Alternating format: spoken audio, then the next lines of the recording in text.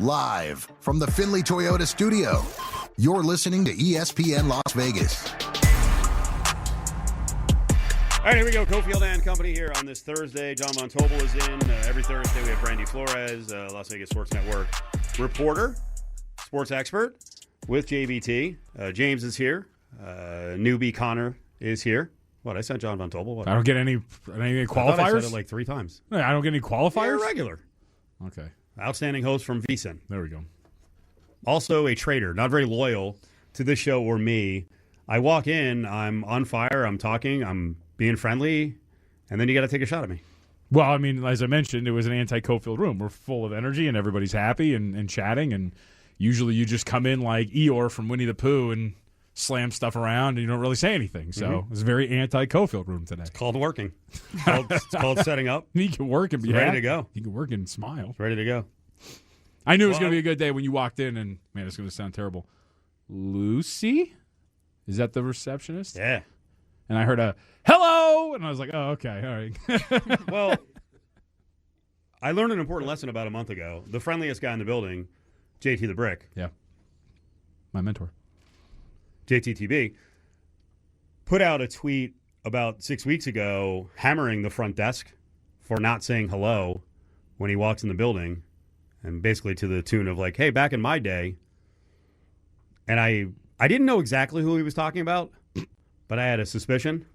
So I like to say hi to Lucy. She's usually, like me, embedded in her work. Or, honestly, one of the high school students who works the front desk.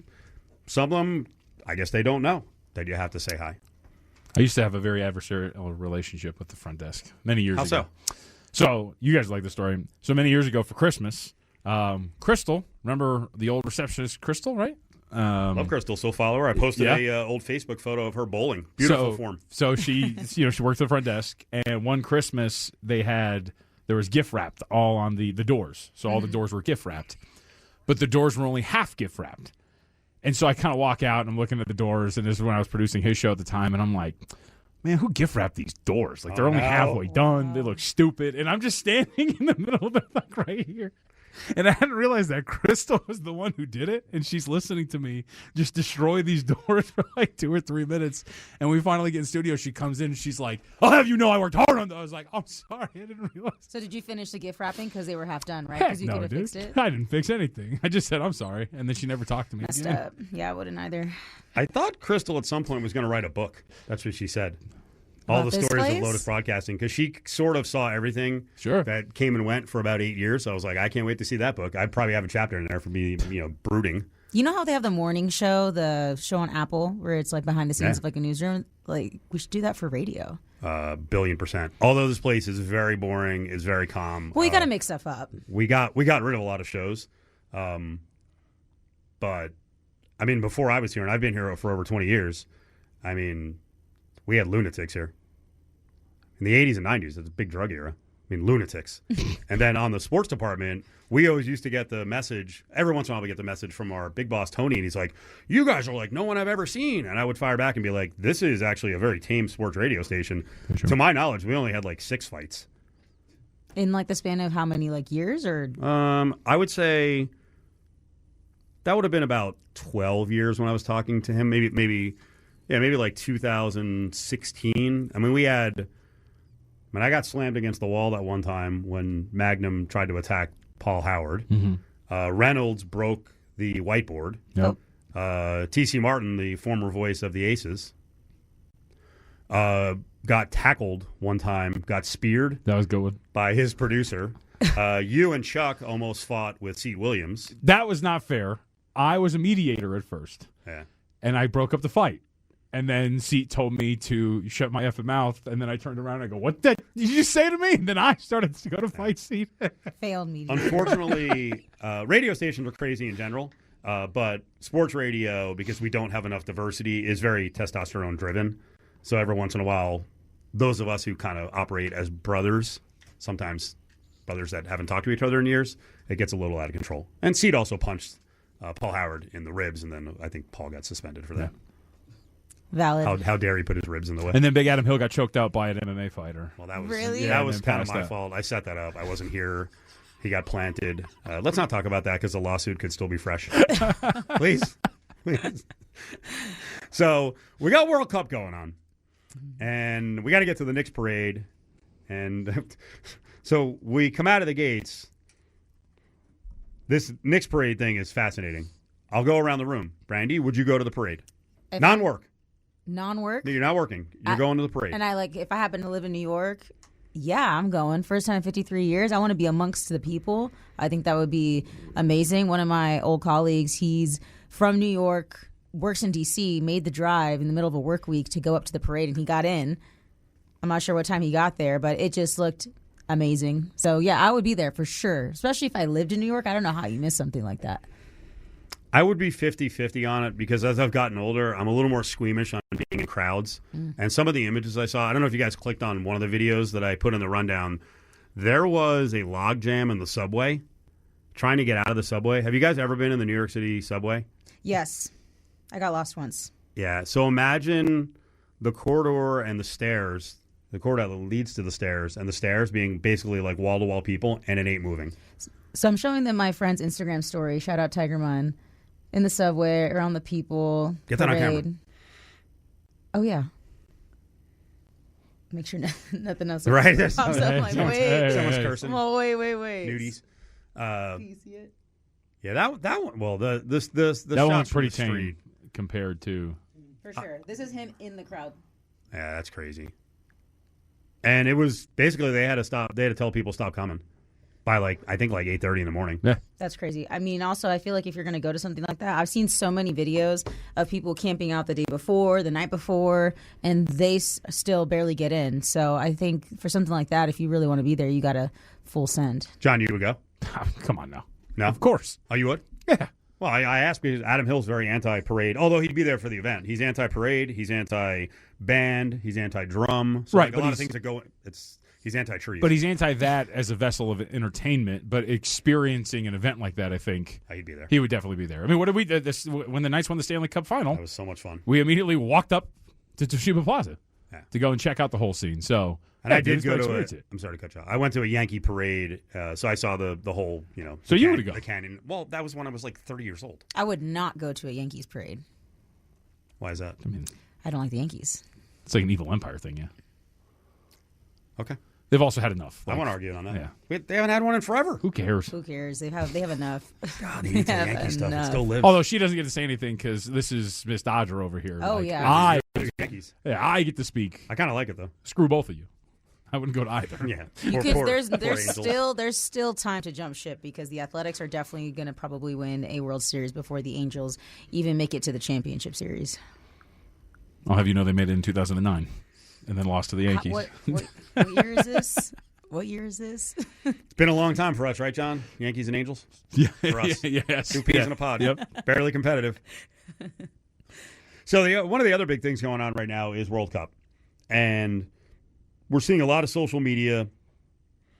That's kind of refreshing because I feel like we've got a lot of Americans now who don't like other Americans, don't like regions of the country. And we have people coming from outside the country. Go figure. If we let travelers into the country, they get to see how cool the United States is. What a concept, right? We want tourism, and I think we're benefiting from tourism here because of the stories being spread around the world, at least by the people on social media. They're having a great time. Yeah, go figure. Hating Americans, but loving America. I've seen so many videos. One of my favorite ones is a French man. French notoriously hate Americans in America.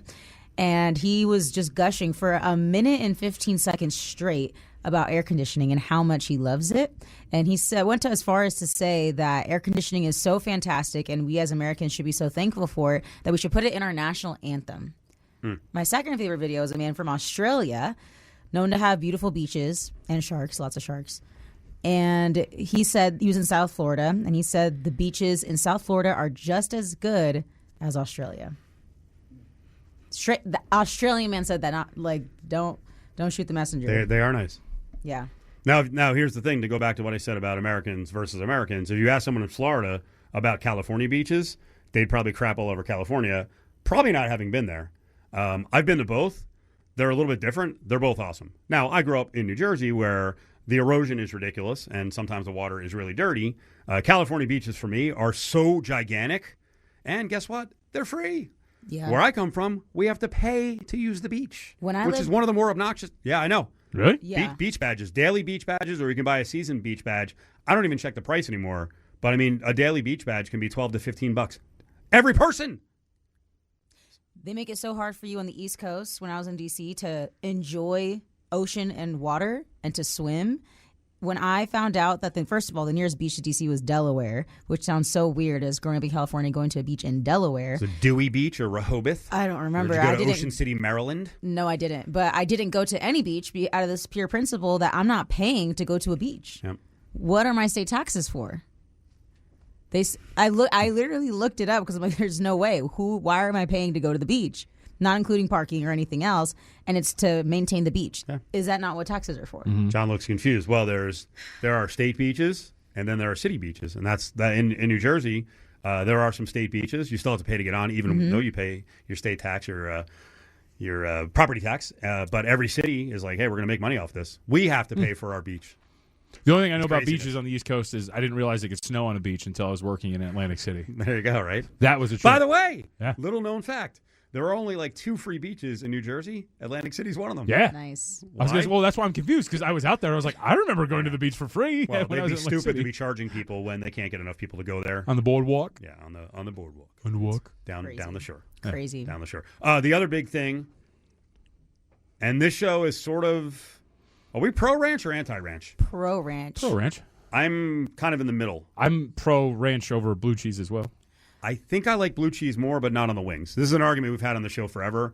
Some people love blue cheese. Others are like, can't do blue cheese, only do ranch. Ranch is so versatile, you could put it on literally anything. I've never tried ranch on pasta, but I'm sure it'd be good on pasta too. Okay. I feel like I'll fight you on the literally anything part, but the point stands, yeah. Name something ranch doesn't sound great on that you Lucky could Charms. use blue cheese on. Yeah, I think the pizza is blasphemous. I mean, nobody's putting blue cheese or ranch on Lucky Charms. I like blue cheese on on red meat. That's a good taste. A blue cheese. I just burger. don't like the concept of just like, rotted hey, cheese. take this cheese or take this ranch and let's just throw like some weird cheese chunks at the bottom and then here you go. I just think blue cheese, it's not terrible, but it's just so, I guess, pungent. And then if you put it on something, that's all you taste. Yeah. Well, we found out about the ranch phenomenon internationally, that they don't really have it. First from one of the Raiders, was it Illuminor, was going on and on about ranch. And it might have been their German fullback who was going on and on. But apparently it's a big hit to the point where, do you guys ever fly back? If you go somewhere, do you fly back with stuff? Will you bring food items back? I'm trying to think. No, not necessarily. I'm afraid of what if it goes bad or something in my suitcase. Yeah, I had, because I bring stuff in my suitcase all the time, and I had I think it was an oil and vinegar sub in my equipment. What is in that bag right there? It took like a year for it to come out. So I will travel with food, but I didn't realize that because of the what's your problem? Well, it's perishables. No, they let you fly. So they let it fly with that. They don't. What are they going to? They're going to look through the equipment thing. What if you were smuggling something in the sauce? I'll bring back dry goods. Yeah, sugar cane, tobacco, and spices. You know. I don't waste food, brother. I know that. I don't. That's just insane. I don't. It's good for gut health too. You probably ate it. Room temperature for 8-hour food is good for gut health. I couldn't. My favorite brand of hot Cheetos is the limon ones, and they didn't have a lot of. I could never find them on the East Coast when I lived there, so I would bring like big bags of that back. So, but right? Yeah, that's dry goods. Yeah, dry good. Well, apparently Europeans and I don't know, maybe Asians are trying to fly back ranch, cane sauce, and TSA will not let them. Unfortunate. Not even sealed. Okay. What? Really? What if it's I thought there was like a minimum size like for your shampoo or a maximum size for the shampoo. Can't you do like a little 4-ounce thing of ranch? Like they sell that? According to TSA, no. Damn it. Well, I don't like ranch that much, so it's not my worry. Can we talk? So we're pitter-pattering around the issue here. Yes. The reason why all of these Europeans and Asians and people from other countries are coming in and celebrating it is an insult to us because everything they love just smacks of obesity and gorging and just and over-the-top comfort. Yes, and we're such baby. When this studio is like 83, all of us are whining. I'm like, look, right now it's not cool. It's 79. Write an email. And these people come in and they're like, Air conditioning is the greatest thing ever. 79 sounds beautiful. They We're said play the literally- national anthem. We're literally every bit of the soft Americans they tell us we are. But you can't beat us in wars. We're best. We're better at all the sports.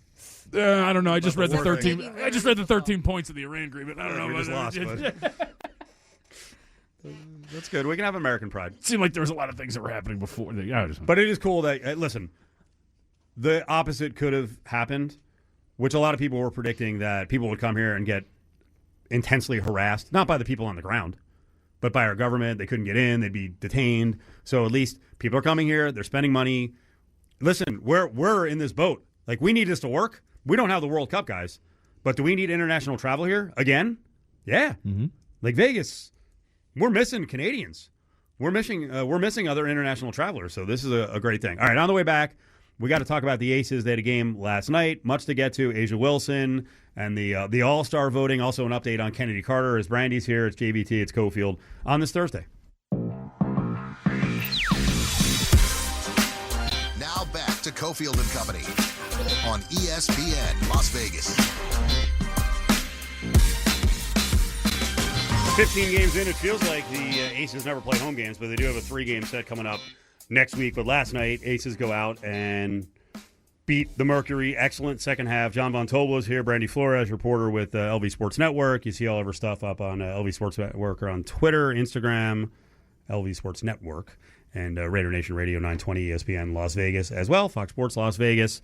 Okay, good win last night against the Phoenix team that isn't playing great basketball, but taking care of business. And then, Brandy, another big night for A'ja Wilson.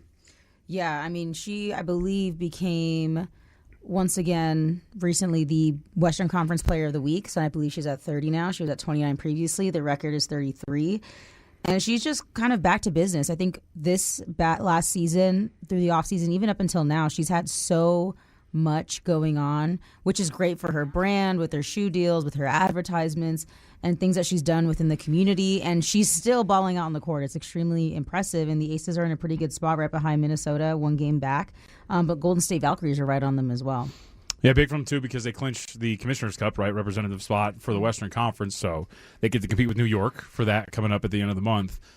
Yes, I was watching it a little bit yesterday, and I was looking at some of the news around her.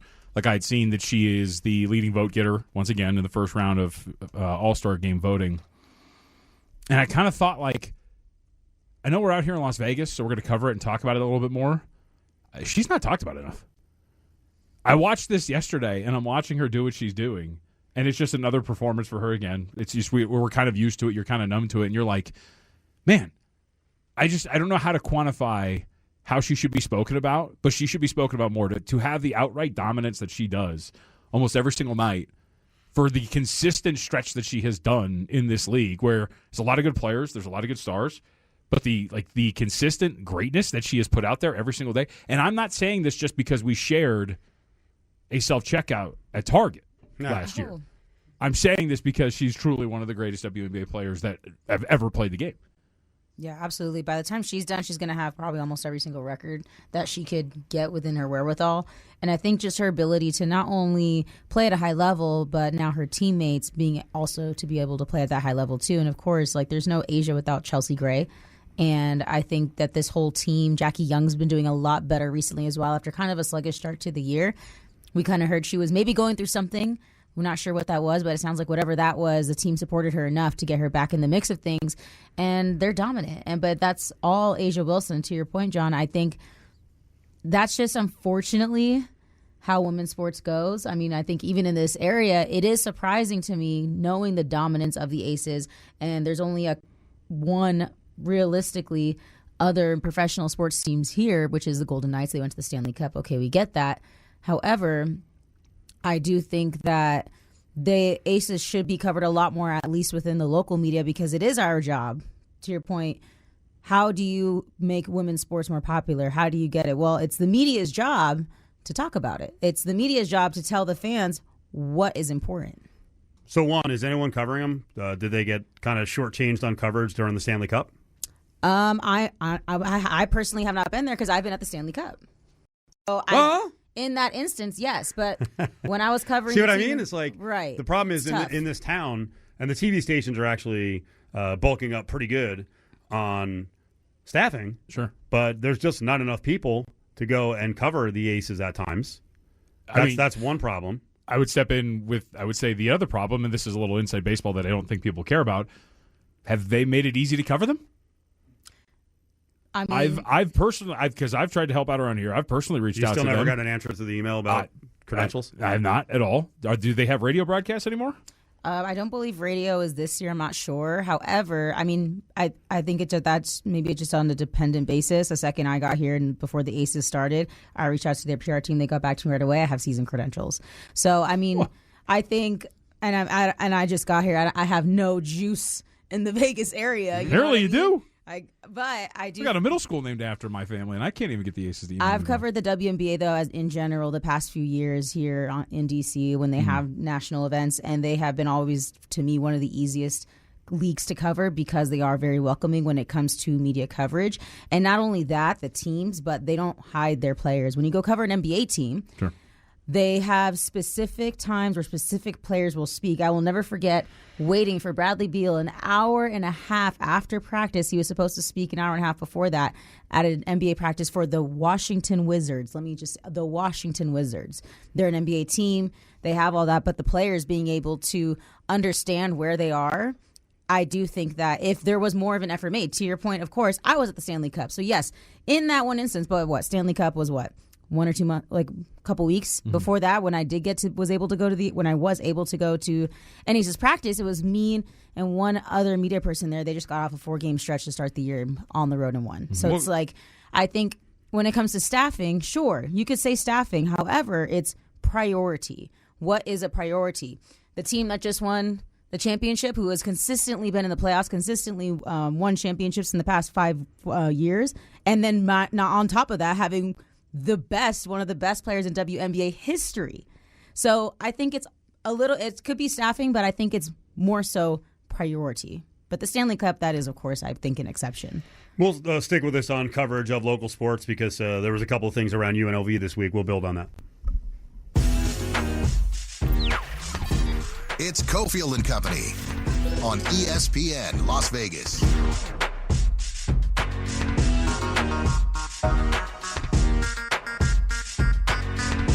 We're rolling on here on this Thursday. Brandy Flores in studio. She's our Las Vegas Sports Network reporter. John is here. It's Cofield. Coming up in a couple of minutes, Exavier Pope in Chicago. We'll talk about big cities and parades because New York was crazy today. John, you saw that Asia Wilson had landed on the box Wheaties? Yeah, she got the Wheaties box, which it was the first time apparently. Like she hasn't been on before. Which maybe I'm thinking of the Ruffles. Because she was on a Ruffles bag. Yeah. So I thought that she had been on it before. But it also made me think, is it the honor that it used to be? Because I feel like back in your day, it was probably a pretty big deal. I'm looking at Steve, not at Brandy. I'm looking at the list. That goes back to, by the way, 1934. Oh, back in the 30s, it was probably huge. Oh, for sure. Lou Gehrig, fun fact, won it in 1934, 1992, and 1998. Okay. Is he the only 3-time recipient of the honor? Let's check. No, Mary Lou Retton. On that list, who's the most famous person? Because I think I know the most famous person to my memory who's been on a Wheaties box. How many are there? Dozens and dozens? There's literally so many. I mean, I'm just looking Michael Jordan. MJ Shout out LeBron. Pete Rose. Controversial. Babe Ruth.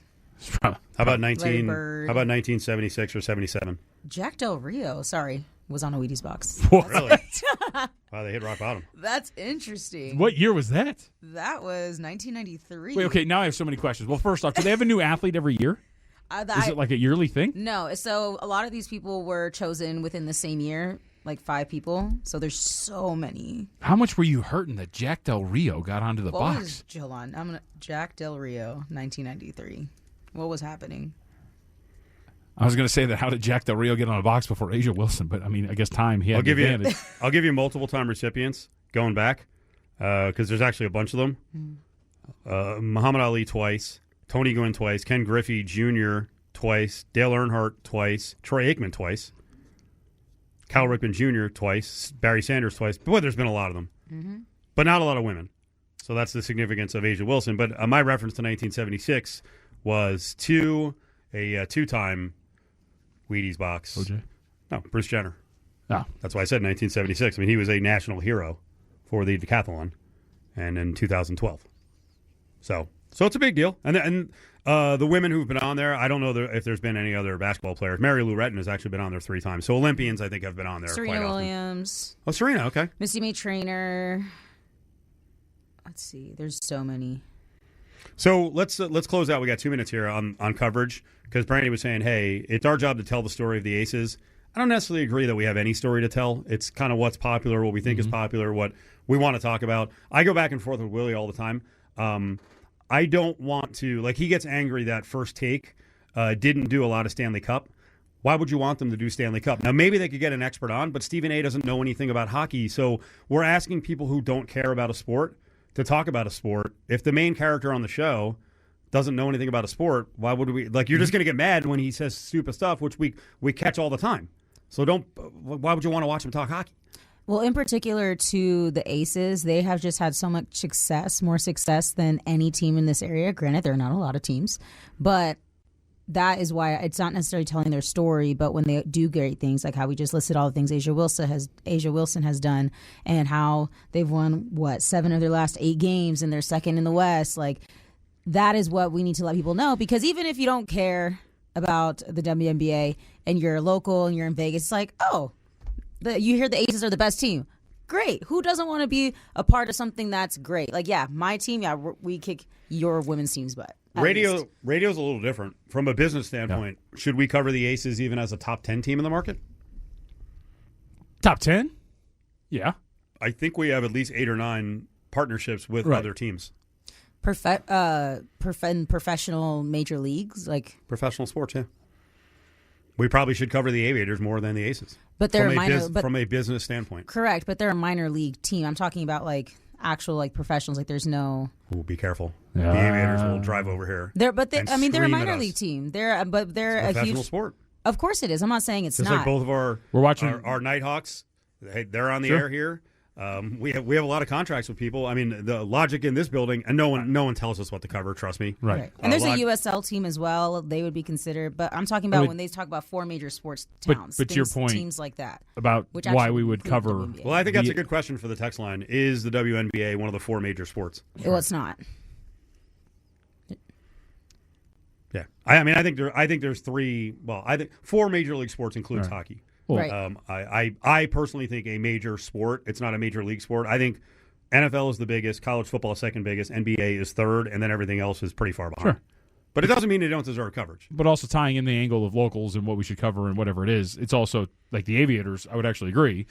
Tonight, Gage Jump's about to make his 5th start in the majors for the Athletics, the teams that are about to come it's here. Even more important now because we're an affiliate of the A's and we have their AAA franchise. Right. I'm not arguing. Believe me, we cover the Aces more than the Aviators. Right. I'm just giving you different reasons because there are business concerns behind things. Like when we rip the TV stations for doing certain things. Listen, I take strays all the time. You saw one a couple of weeks ago about UNLV coverage. Mm-hmm. Like no one covers UNLV. I cover UNLV, and then if there's not a lot of coverage for a month, they're like, "Whoa, what the hell's going on?" Like, yeah, okay, relax. Mm-hmm. Like, we cover it. Ray Brewer's coming up in 40 minutes to cover it, but you're always going to get fans complaining about what's covered, what's not covered. Aces deserve coverage. What they've achieved is great. Now, the counter to my point about Aces right now are not under contract with us. They're not doing radio. They're owned by Mark Davis. We have Raider Nation Radio. Mm-hmm. So there's all different things that go into coverage, and I don't think fans process why things are covered. Like right now, there's a big there was sort of a discussion, like, is ESPN covering the World Cup or snubbing it because it doesn't have it while Fox has it? Well, I think a lot of that point is, especially when it comes to TV rights and videos, if FIFA or whoever has the rights, if they're not going to let ESPN run highlights, it's pretty crazy. I mean, all they can do. When I worked in TV, when FIFA anything world was going on, we were not allowed to show any highlights until the entire matches were done. Same thing with college basketball. NCAA very, very strict. When it comes in regards to the tournaments. Did you know that?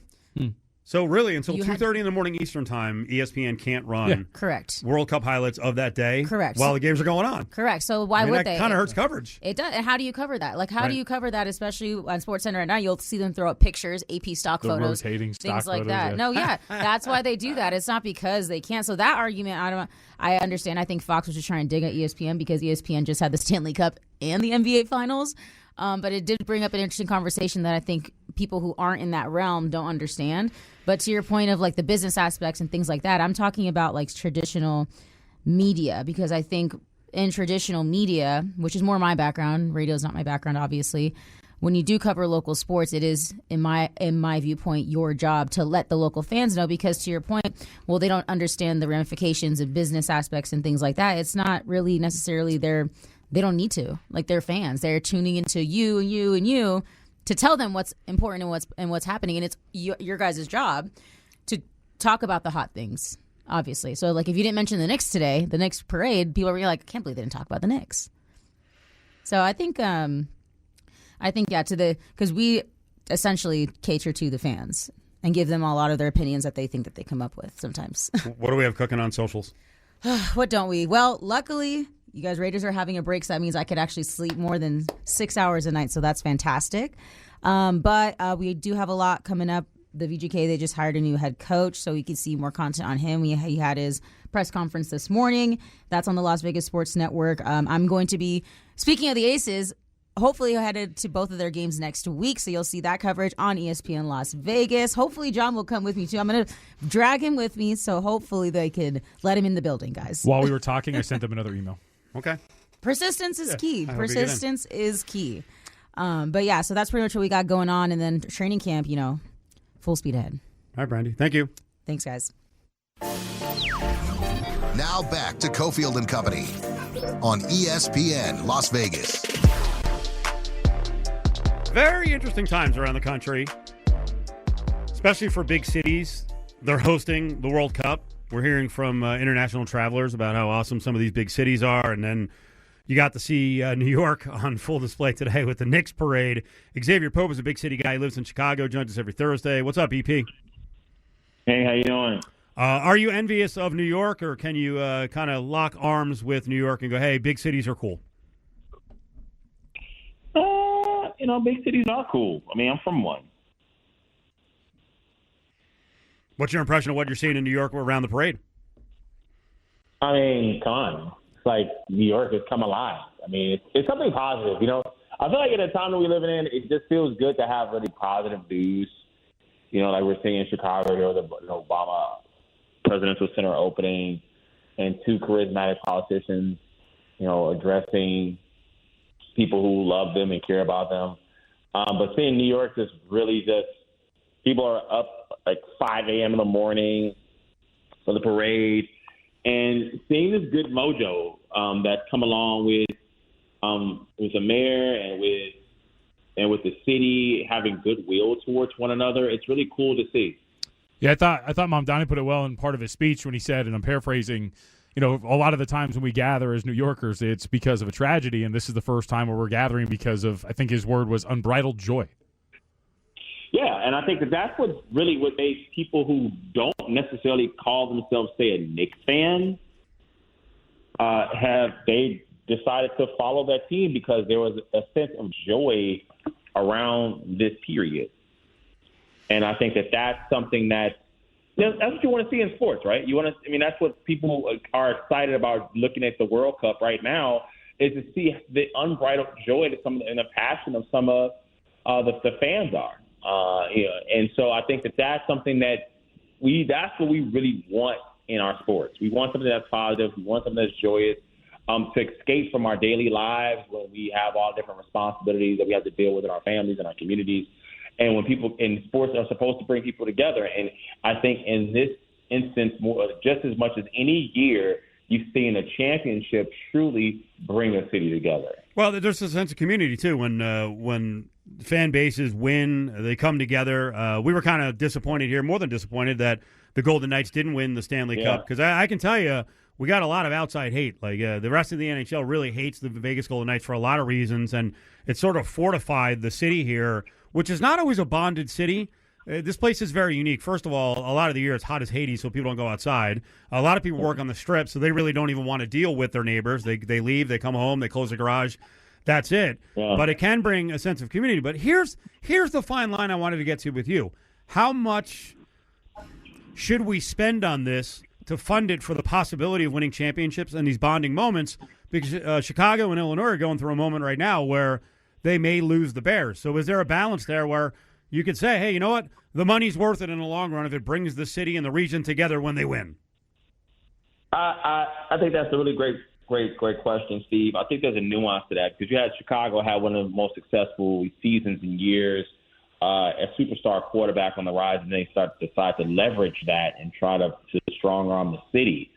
And I think we have a situation with Las Vegas where you feel as if they're NHL fans that feels like they're right away they were good. The league is rigged towards Vegas not being competitive, being in NHL finals.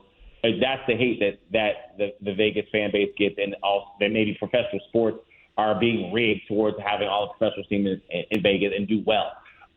That is a separate narrative in terms of, and that was a big deal though in terms of, especially with the athletics in terms of taxpayer funding of the stadium and where it's going to be and leaving Oakland and that nature. So there is this duality of bringing people together, but if you're footing the bill for someone to get richer, ultimately, what is the true cost? Exavier Pope is up on ESPN Las Vegas. He's an attorney out of Chicago. He's our cultural contributor. Okay, an event that some people thought united, and Dana White even said it was the UFC at the White House. Did you watch it? Did you see some of the highlights or lowlights of the event? Any thoughts? The lowlight is one of the fighters calling former First Lady Michelle Obama a man, and out loud, and then shaking the hands with Joe Rogan on the stage after that, and it was basically set up to be supposed to be celebrating America, but it really was only celebrating one man and one form of politics, which is an exclusionary, a very divisive, a very ugly, a nasty politics that you couldn't get, performers that were reputable to even be there, where people are almost ashamed to say they would even go there, where you had another event, which was, there's Stevie Wonder, there's The Roots, there's Bruce Springsteen, there's every celebrity imaginable, there's Common performing, and you have Stephen Colbert there with a tan suit on, a completely different cultural narrative that is in the color, the diversity, whereas there's only one type of fan that's invited or being recognized in one other setting. And I think that shows the contrast. And I don't think it was bringing anyone together. It was only bringing people together who share a certain type of politics. That fighter, Josh Hogan, had a couple of days to think about what he did, what he said, and his follow-up was, well, there's the double standard. He said there's no outrage when you say Melania Trump is an escort, or there's no outrage when you say Charlie Kirk deserved to die.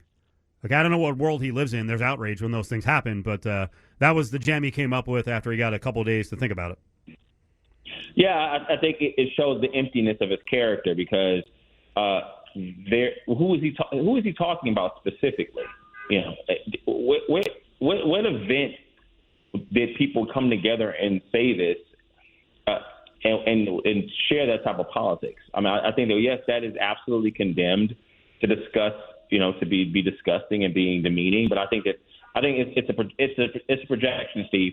I think that we have a culture right now that people are actually benefiting from being hateful, benefiting and financially and positionally and politically from being actually like really bad people, essentially. And I feel like they feel like that gets them more attention, not less. And until we have a society where it's now shameful, people have your free speech, yeah. Until it's shameful to be a total jerk, then we'll be living in times like this. You can follow Exavier Pope up on Threads. You had a good question just kind of randomly, and I wanted to think about this. I'm sure I'd come up with a much longer list. You asked, what is something you absolutely hated as a kid, but now you think, hey, you know what, this is pretty good? Yeah, that was a great question. And there's so many comments, Steve. I'm like reading, I keep getting alerts. And the most common responses I saw to that, Steve, were things you hated as a kid you think are okay now were Brussels sprouts. Yep. A lot of people love Brussels sprouts now. People's naps, that you hated taking a nap. Peace and quiet. Asparagus. Another, broccoli was a big one. I loved broccoli as a kid. I didn't realize how many people hated broccoli as a kid. And so many different people had other just vegetables in general. My example was salad. As a kid, Steve, I hated salad. I thought it was totally pointless. I'm like, these things are putting together, and it's wet. It's lettuce. Yuck. And now I'm a vegan.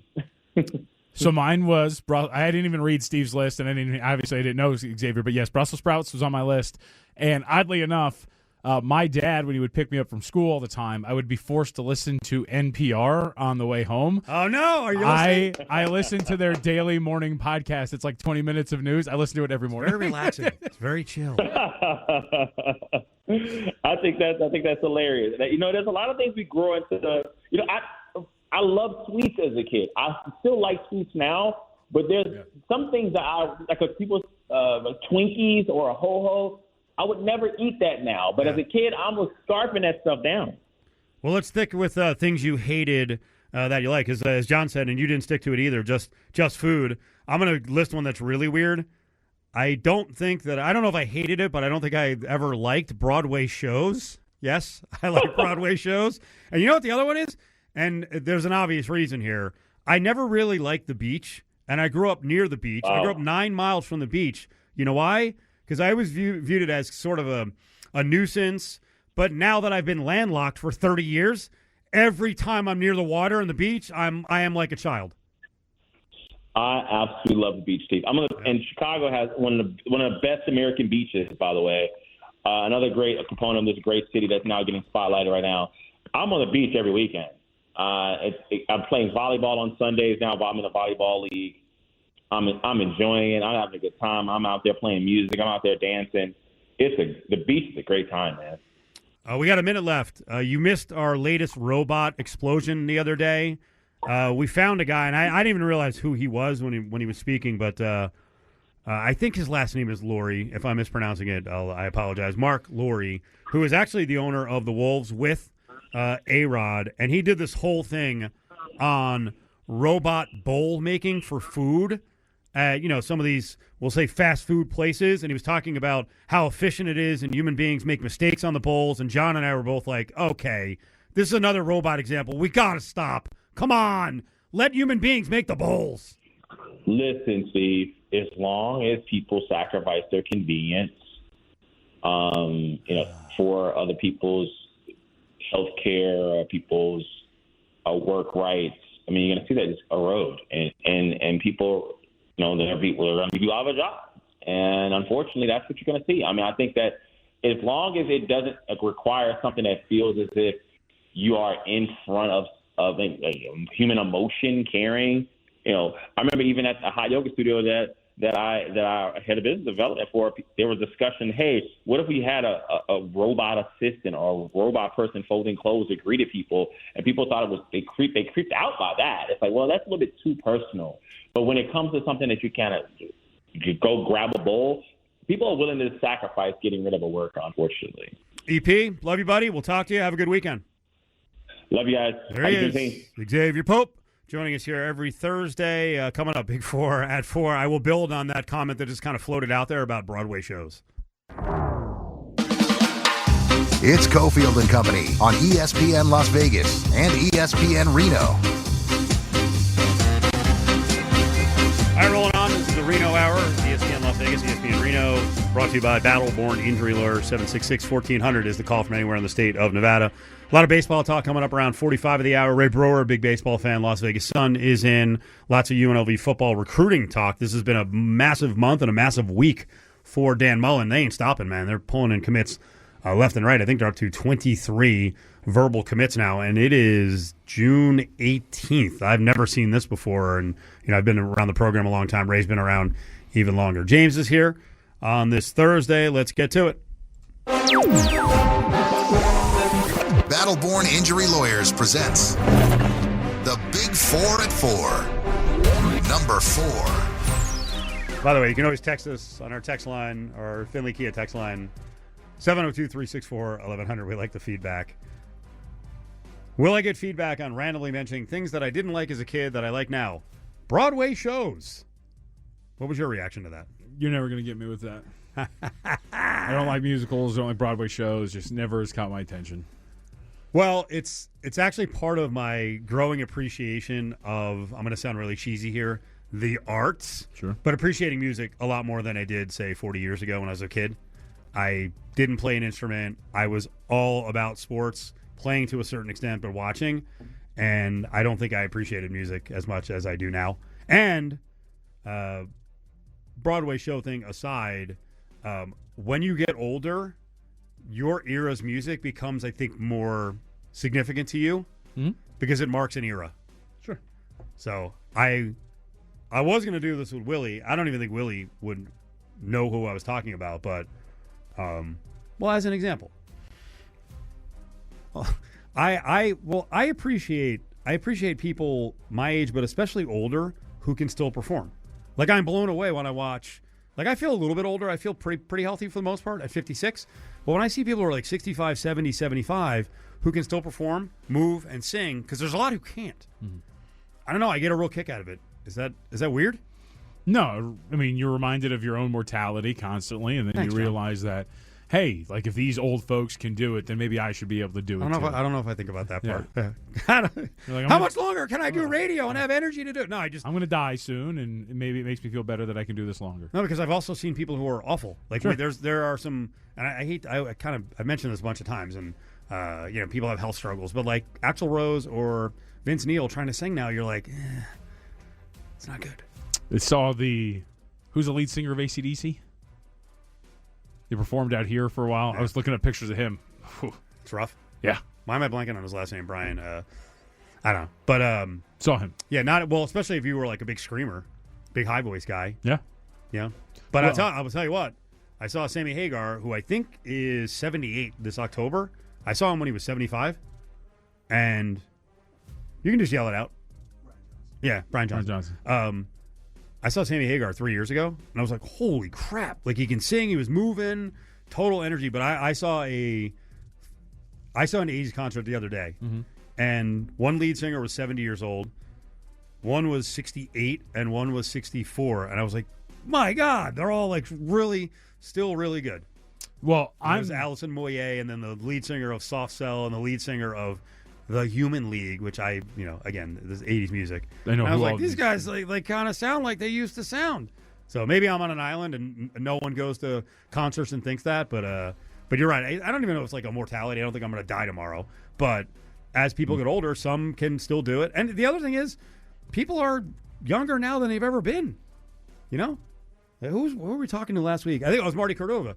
Marty was in here because he's got a new wellness joint that's got an open house this weekend, the Reshape Body Bar over at Gramercy, right? Mm-hmm. It's a business he's got with Max Crosby. They're doing an open house.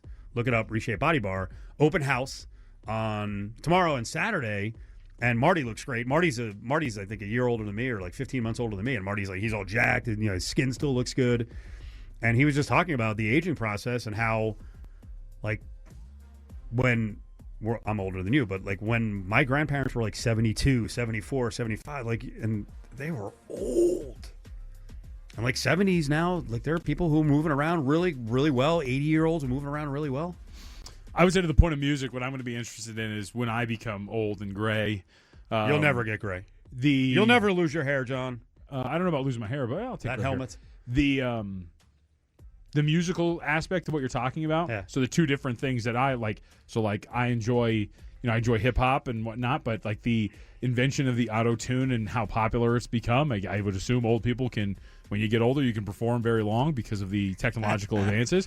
But there's also the genre of the music when I was growing up in. You said screaming, and I immediately, you go back to like the metal stuff and like, and you wonder how hair metal. I'm not talking about hair metal. I'm talking about like the deep, like death metal, emo metal, like all that kind of stuff, like where the guys are screaming and using their throats the way that they are, how those people are going to perform as well when they get older.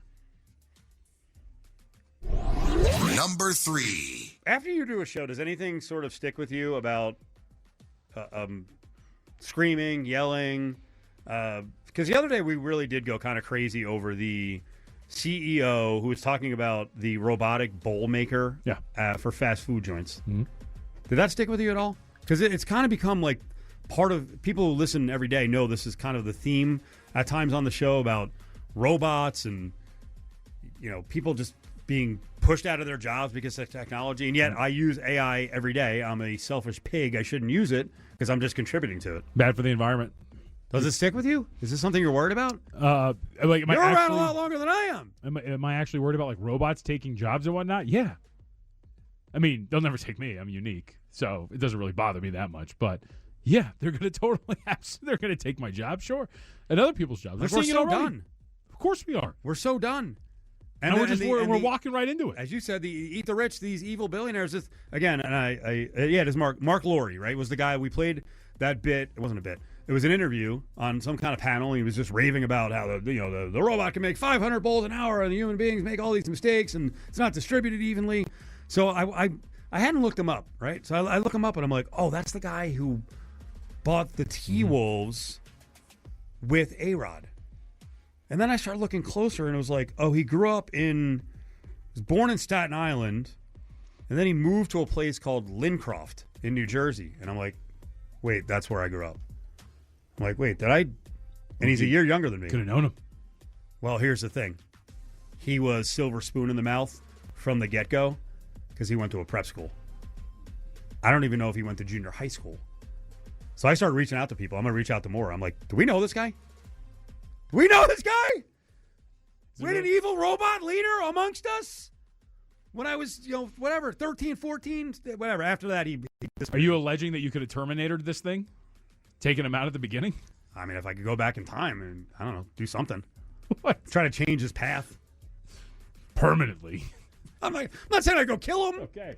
That's what it sounds like. Well, I think if I befriended you, then maybe you would have turned out to be maybe there's a chance you'd be a loser. Oh. Maybe you'd be ordinary. See, you're different. I'm entirely selfish. I would have latched myself onto his coattails and become one of his best friends, and then that's I would have allowed all of you to get screwed over as long as I benefit radio from it. Stuff. Why wasn't I friends with that guy? Yeah. I'd be part of the Mark Laurie entourage. I'm telling you right now, I think I have this small amount of pride. Yeah. I'd totally be a member of an entourage if I was just getting money handed. You still have time. You got to find somebody. You still have time. Who would I find? I got to find someone. You can find someone. First of all, you went to Gorman. That's a good point. So you have connects. It's never too late. What about how? Could have been part of Joey Rickards. So think about this. Well, he befriended them in high school, and I'm not saying he's not a very talented man. He is a very talented man. He's got a business acumen. Dana White befriended the Fertittas. Trying to go back age-wise, I think he was born in 1969, so that would have meant that he was around 31 when he convinced the Fertittas to buy UFC. Mm-hmm. How old are you? 35. I mean, dude, you can find someone. So I just need somebody to buy something of mine for millions of dollars and then run it.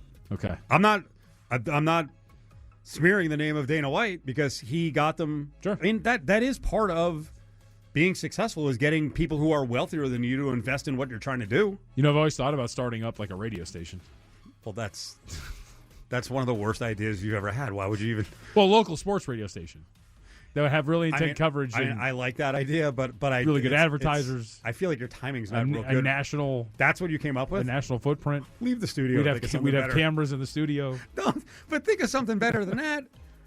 You're talking about Vegas is growing. This is the perfect time to invest in sports radio. Change it to this. Ready? Because I was thinking about this earlier. That you and I and everyone on the show, we talk about robots, and I think we have this like false sense of security. Like they're not going to do what we can do. There is going to be someone within like the next 5 years who's going to do a podcast, and they're going to be like, I really loved Mike Francesa. I'm just going to have AI do Mike Francesa. There's already an AI actor. Yeah. There's AI music. Yeah, of course. And it sounds unbelievable. What about unbelievable? You should start an AI sports radio station. Yeah. You would destroy us. It would be all robots. And by the way, sounded like is not proper because Francesa's still alive, but Eddie Andelman, who was a legend sports talk radio guy in Boston, just passed away. You could go to his family, get permission, be like, hey, we're going to make AI Eddie a big star to dominate the Las Vegas market. That's an idea. Ooh, I could bring Go to your back. Gorman friends and get money. Well, wait, is he not around? I was gonna say I could bring back Bill O'Reilly. He's still around. We're not. No, good. Rush Limbaugh. There you go. There we go. Yeah, We're that's not the one good I at was Dead or thinking of. Alive. Yeah. We're really bad. No, I was just confusing him and Rush Limbaugh. Okay, well, I gave you the idea, so I'm in on the ground floor. AI Rush Limbaugh. You get the money. He would do sports though. He did sports for a little while. Did he? And you know what? His sports brand actually would really work now. He'd be gigantic. We weren't ready for it at the time. Okay. I got something cooking here. We hashed out a great idea. Yeah. Now go get a billionaire to invest in this thing.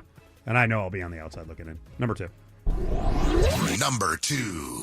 NBA draft. You know, we were talking to Brandy Flores in hour 1, and Brandy was saying, hey, this sport, that sport, WNBA needs more coverage. I find the WNBA draft to be virtually uncovered until like 3 days before the event. Sure. I don't know why that is every year, because the NFL draft is so big. I think, well, part of the problem is they have it so close to their finals. Yep. So you have, I mean, we're just a week, especially if this final had dragged out, if we get to 7 games, I mean, then you blink your eye, and then a few days later, it's the NBA draft. So I don't think they do themselves any favors with the way they stack it up. And especially a draft like this, it's kind of disappointing. Because this is the complaint we've had. We don't know any of the players. Right. Well, a lot of them are freshmen. They all had monster years. They're all kind of familiar names. Yes, your first 4 selections are all going to be guys that we got to watch in whatever order. It's going to be Darren Peterson, AJ DeBonce, Cam Boozer, and Caleb Wilson. And then beyond that, I mean, maybe Darius Acuff goes 5. Keaton Wagler, who played for Illinois. You know, the top 5, maybe of the top 10 selections, all of them could be college players that we have watched. So I'm surprised that it is not caught on as much, I'm and not. especially with you. Well, because to your point, I think this is the path you would go down, which is we complain about everything. And so the complaint the last few years is like, I just don't know who any of these Europeans are. And it's like, okay, cool. I get you don't know who Noah Estengay is. Cool. Here's 12 elite college prospects that are going to be drafted. And they're not going to do anything about it in terms of coverage. And the NBA didn't do itself any favors either. It's on a Tuesday. Usually it's on a Thursday, so it sneaks up right on you at the beginning of the week. Number 1. What's the move by Darren Peterson, the kid from Kansas? Because he's a very debatable player. This should be a big topic. Yeah. Top of the draft are the Wiz, then the Jazz. So what's Peterson doing? He's only meeting with the Wizards. Now, here's the thing.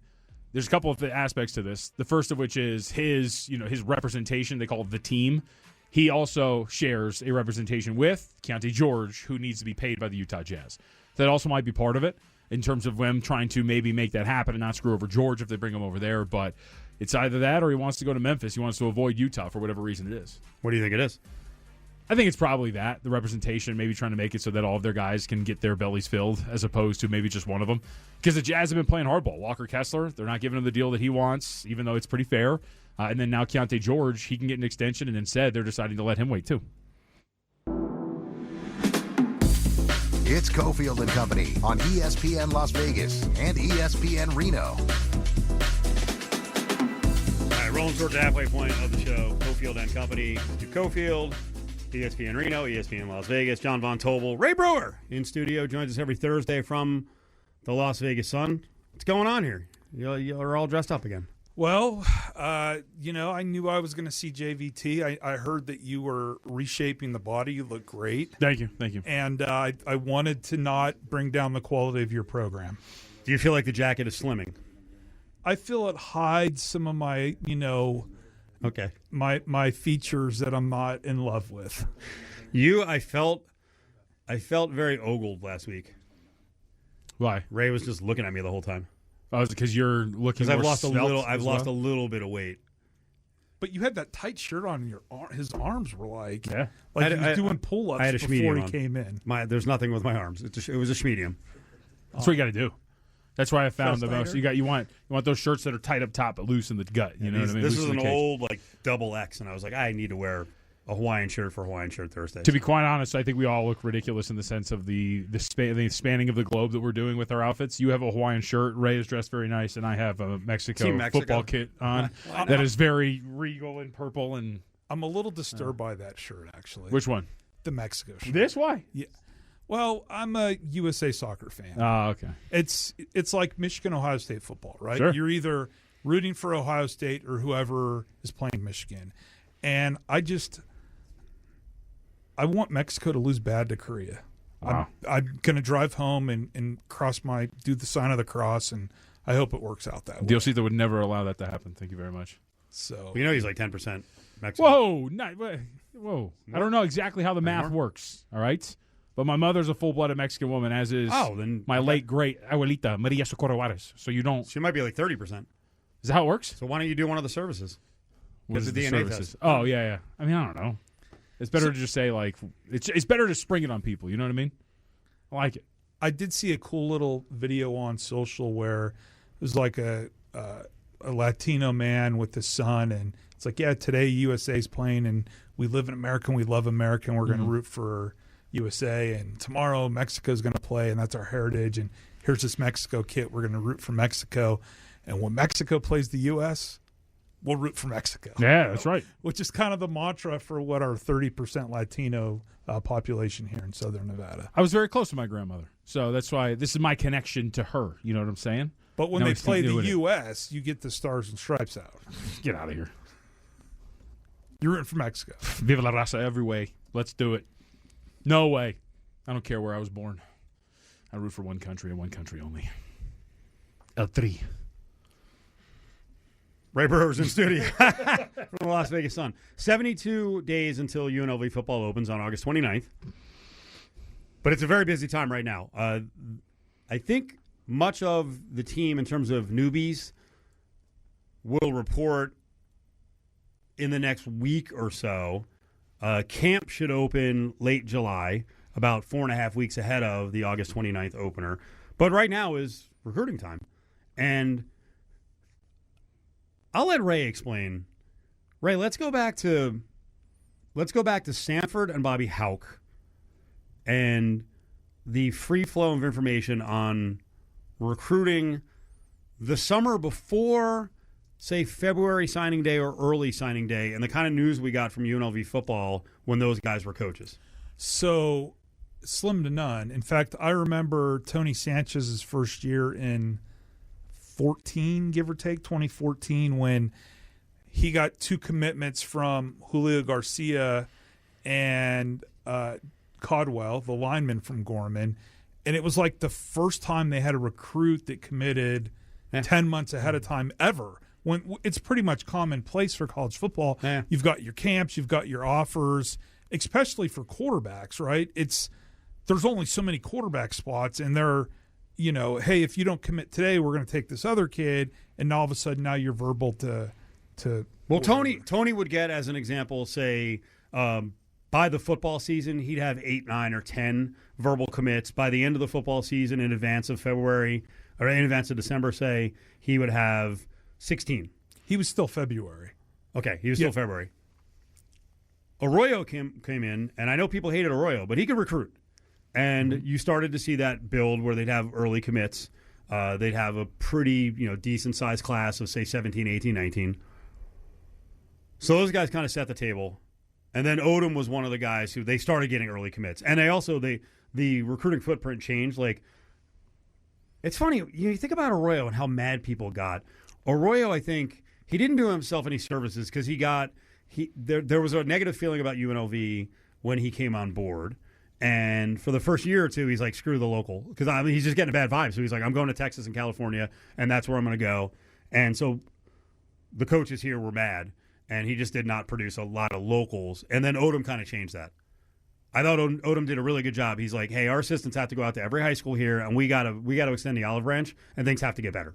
And see, I think that going back to Marcus, he was also stuck in COVID where you couldn't do anything. Yeah. And he came in and he had that mantra, and I think the local high school coaches felt that our brand of football wasn't that good.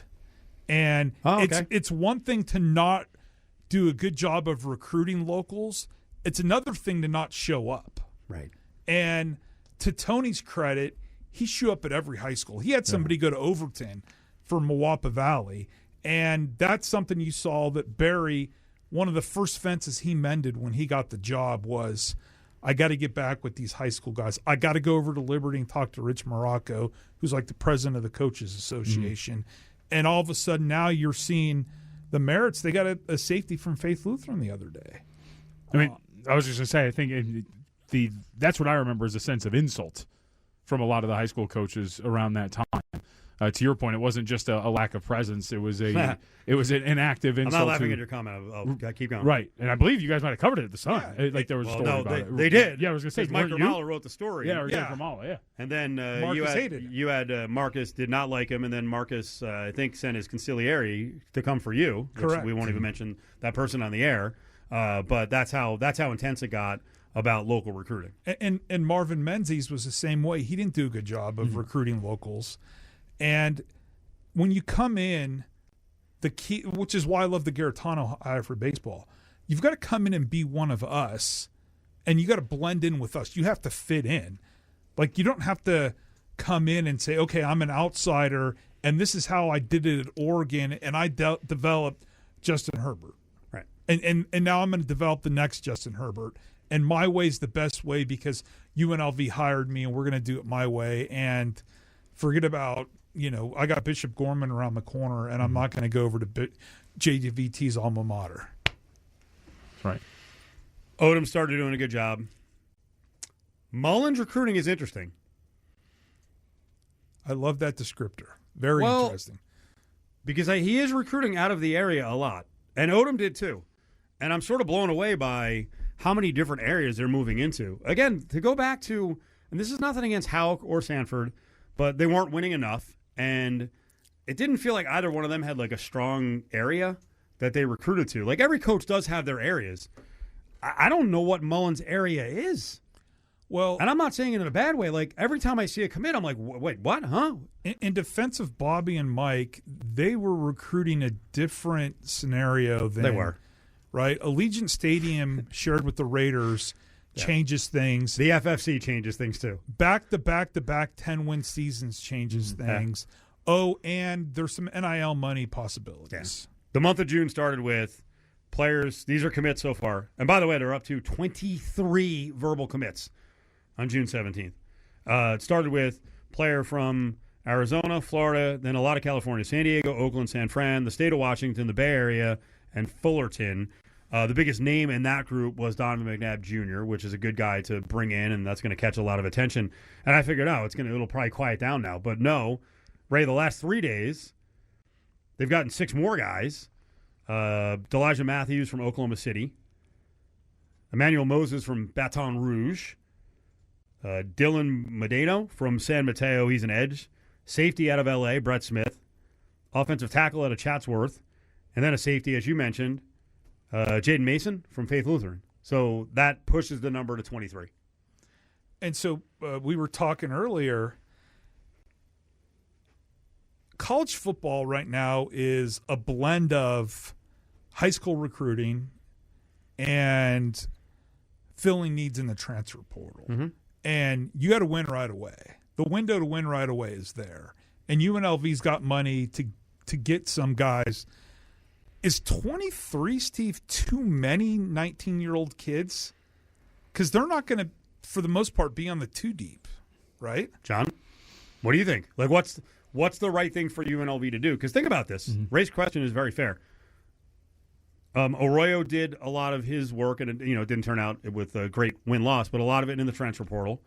Odom turned over the roster his 2 years to the tune of 50+. Right. Mullen last year was over 50 again.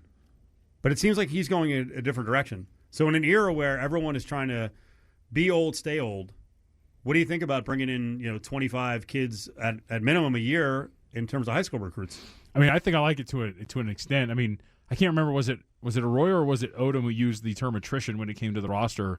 And some of the attrition is guys will just leave. So I think you want to start to try to build a young core. And if you're talking about this program heading in the direction that it is, one would assume that getting old and staying old also means bringing in young guys that want to be part of the program for a long time, and you would hope that they stick around and you can build that core. Is that realistic? Them. I mean, not all of them, but of the 23 that you bring in, can you get, is it too little to say a core 12 to 13 of them to stick around for the long haul? In this day and age, how many kids are going to be content with redshirting, not seeing the field, not being on the 2 deep for 1 or 2 years without saying, okay, I was the 3-star. I also had a Boise offer. I also had a Oregon offer. Let me get back in this portal and see what transpires. Break here. I'm going to go glass overflowing because I like what he's doing, and I think I understand Dan Mullen's mindset, which will absolutely counter what Ray is saying. It's Cofield and Company on ESPN Las Vegas and ESPN Reno. So we were just talking about UNLV football recruiting. 23 commits for the 2027 class. The rest of the 2026 commits, there were a bunch of early entries. They'll be in here in the next couple weeks towards the end of June, which we're approaching quickly.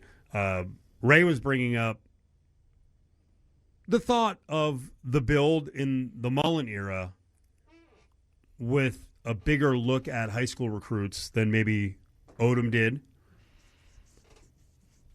I like it because I think this staff can retain kids. They didn't lose a lot of the class last year. And they played just enough of them. They kind of wet the whistle of the best guys to keep those guys around, but I also think show the guys who redshirted that, hey, you know what? Be patient. You're going to play. He's doing the same thing that Odom does, and I think they talk about it all the time. If you're good enough to play as a true freshman, then you will play. We're not really that interested in honoring classes. And you watch. There's going to be some true freshmen who play this year, and that's going to fire up the other freshmen who are redshirting to stick around. Do you worry if you play a true freshman to play devil's advocate and they perform well that they might portal out? It's a possibility, but I don't think you can operate with that kind of fear. Yeah. I mean, that's like, you see a lot of these coaches now, they're like, we're not going to do a spring game because they're afraid of people spying. Like, if your program's good and you've built like a family atmosphere and your assistant coaches can build a rapport with the kids they recruit, then you shouldn't worry about losing them. Yeah. And I'd add on, too, I mean, and maybe this is a wrong comparison, but it's almost like maybe we shouldn't have gone to go get Dan Mullen because if he does good enough in 2 years, he's going to be gone anyway. Like, no, you want that guy. You want them to perform well. That's the other good sign. Yeah. If he's quick fix, win, and get the hell out, why is he wasting his time with 23 high school commits in June, Ray? That's a good point. You guys are right on the ball, accurate. And I think Dan Mullen has had some horror stories in the SEC with, maybe getting fired prematurely at Florida, where he's in Vegas. He loves it here. His family loves it here. He is out and about with the best of them, better than you, Steve. And I think he might be a long timer here. Yeah. To your credit, with the recruiting class too. Well, and the goal too is growth beyond where you're at right now as a program. It's not just championships, but obviously a different conference. When that realignment happens, you want to step up. And so I would assume that obviously those within the program, like Mullen and others, assume that they want to be part of that. And a step up with the program means a step up for Mullen, his staff, things of that nature too. So, and when you're recruiting these guys, because Steve, that was going to be the last point I made before we went to break too, which is it's also on Mullen to keep them around. But I also think you're probably recruiting kids that you like, not only from an athletic standpoint, but from a personal standpoint that you feel like you have a higher probability of keeping them around. So I'll give you a couple of freshmen in this most recent class, Ray, that I think are going to play. One, and I know you were out of practice more than a few times, it's not going to be easy to break him in, but Peyton Zachary, who's the smallest guy on the team, has similarities to Jacob DeJesus. I think they want a small scat slot, and he's a kid out of Georgia. He's 5'8", 170. He got a lot of action in the spring. And the other guy, which really excites you and locals, is there's little doubt in my mind. I don't know if they're going to push him past 4 games, but I think with body reshaping, a little better conditioning, dude, Pope or Sell? Yeah. Can you talk about that kid? That's a get. And I'm telling you, when I spoke to Ricky Logo, the defensive line coach, he's like, because he doesn't go over the top on young guys. He was like, this guy's feet, his activity. That guy, by the way, is my favorite assistant. I love Logan. He's just so passionate in what he does. But you're talking about, so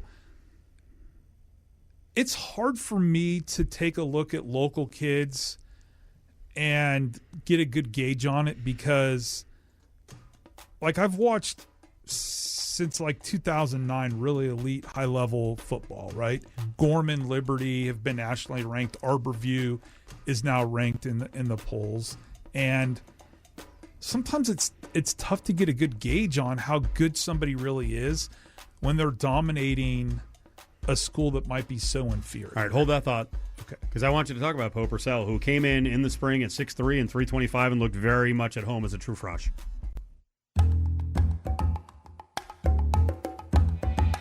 It's Cofield and Company on ESPN Las Vegas and ESPN Reno. All right, wrapping up on some of the UNLV football recruiting talk. Dan Mullen with the 23 commits, and they are from all over the place. Very strong in California, which is good to see. And UNLV is trying to build this thing the way that people used to build it. And I think part of this is, I mean, it's a ways off, but part of it's sort of predicting what's going to happen around college football. Ray Brewer's here with us from the Las Vegas Sun, John Von Tobel. It's the 4 o'clock hour here on ESPN Reno and ESPN Las Vegas. What do you think is going to happen? Because my belief is, and we're seeing it more and more, and it's still going to be like 4 years away. My belief is that there is going to be sort of a Division I and a Division II of FBS, that there's going to be about 50 schools that are at a mega conference, and then there's going to be the next group, and UNLV just has to be in that next group, and then they'll be fine. There'll be another group of like 50 or 60.